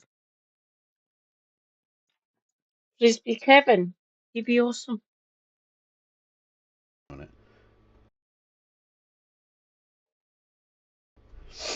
Once, apologies. I'm going to be very sniffly tonight as well. I've got a bit of man flu going down. Apologies. Where are we? So they're literally selling T-shirts with Dick Cheney died on the day that Zohran Mamdani was elected mayor of New York City, November 4th, 2025. Oh, you love to see it, chat. You love to see it. Blues 1-4-0 as well. Mental. Fucking mental. Oh. So, I mean, now that, of course, I am not going to have... this is not going to get monetized to fuck, because obviously I just played fucking Queen. You can hit the follow button. You can subscribe. You can subscribe with Amazon Prime. You can give subs to the community. You can do bits messages, 200 bits or more gets you a text to speech. You can do super chats for the Streamlabs link below. The Streamlabs link below. That is Denims, or Dennis, as I like to call her. Which is like a really old meme on that channel. Good lord. Anyway. Is that 9/11 on the wall behind her? No, it's just it looks like the tower collapsing. I was like, what the fuck is that? No, it's not. Okay. Oh. That would have been fucking wild. Put Kev's head on Denim's body. Oh well, there's nothing problematic about that. No, that's fine. Anyway, where was I? Yeah, by the Streamlabs link below, you can do super chats. $2 or more, that gets you a text to speech. You can help me out on Patreon and PayPal. There's a Discord you can go and check out, which I occasionally post the word penis on, because it's important that you get these public information announcements out. With any luck, you'll hear this mad Scottish Marxist speaking. Hi, Mr. E. Can you still hear me? This be Kev. Kev Logan 1875. Please be the Brummie comrade. There. Did you have a few points after the game? No, I had a few points before the game. And maybe during. I had a little schnauter. But obviously I didn't bring anything into the ground because that would be illegal and bad. Stop it. Get some help. Well, indeed, Nick, indeed. Anyway, well, I've forgotten what I was going to say now. Oh yeah, Zoran won. So Cuomo can go back to his favourite activities. Slapping fannies and killing grannies. That's on the fucking soundboard. Let's go, Dobbs. I'm fucking delirious. I've been in bed all day. I'm fucking stir crazy. You can do, what else can you do? For fuck's sake. YouTube, Blue Sky, TikTok, Instagram and Threads. If you're on YouTube, hello. I don't worry, you didn't. You can subscribe to the channel. You can hit the bell icon. You can thumb the video up.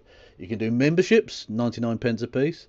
You can gift memberships to the community. And you can also do super chats, which will be read out by the robot voice. Although that, I wish I hadn't done the robot voice there, because that fucking hurt. that was actually far more painful than it was worth, in all honesty. It actually doesn't talk now. Oh, anyway, chitty chats and kitty cats. Let's get into... Oh fuck! I got rid of the bookmarks. Suck a dick. I've got to scroll all the way down now. We've got a lot of celebration, a lot of rightoid moulding. One of the truly iconic front pages of a newspaper. By the way, I don't know if this is even possible really, but can someone in New York get a hold of a copy of this paper, or just the front page of it, and send it to me? Because I want to frame this. I need this image. I don't know if anyone in my audience lives in the New York area, or can get access to the New York Post somewhere. But please, if you can, that would be fucking dope. Oh. It was. He deserved it. Why does it go so unnecessarily hard? It is the fucking best image in the world. What is this, too? For fuck's sake. 255 kicking us off strong. Fuck yes. Oh, I'm downloading. That's going in the file. No, not copy image. Save image. There we go. Boom. Lovely work. Oil like a baby otter. Fuck yes. Woke is back. Woke is back. It's never been more back. It's more back than fucking Cardi B. That's an ass joke. You're very welcome. Thank you, Nick Potkin, for resubscribing with Prime. 47 months. Sweet Jesus.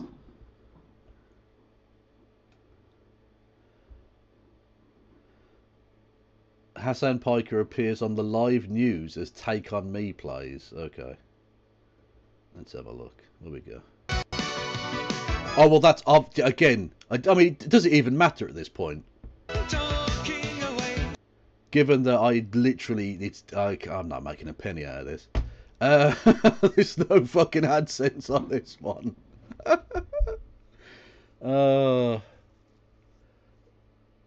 Did you see Carl Kalinski's tweet? Funny as I didn't know. Well, maybe I did. I don't know. Anyway, yeah, Hassan. We'll get to Hassan. Don't worry. Did I get through the shilling? I did, didn't I? Yeah. Anyway, do we have any New Yorkers in chat?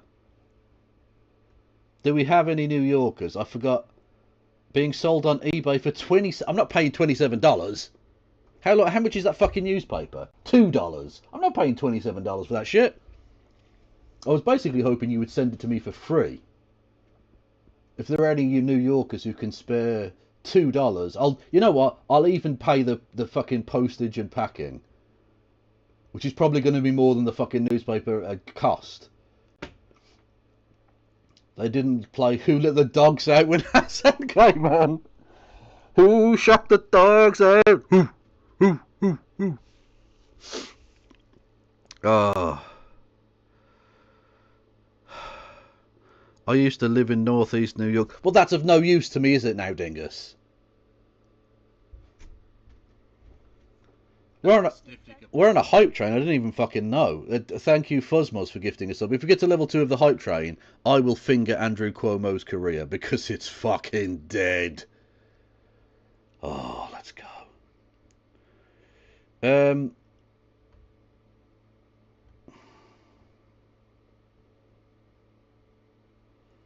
Secular Talk smoked a cigar and drank champagne out of the bowl. Oh, no, I did see that, actually. Yeah, no, I did see that.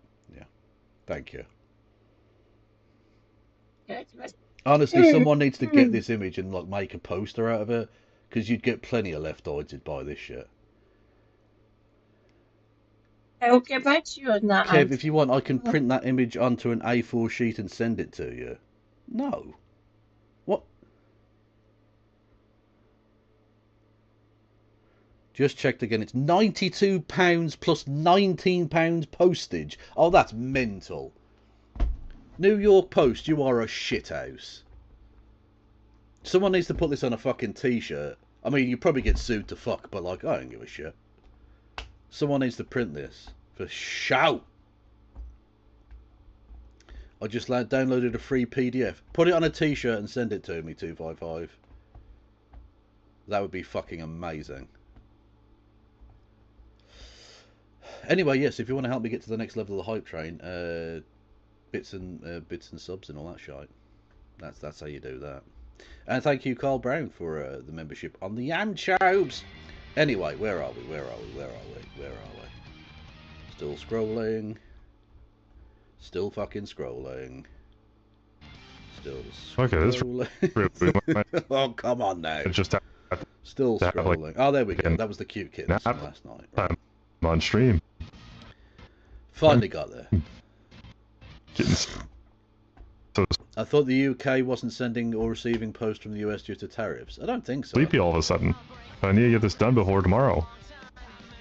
And I need to actually get some more grading done.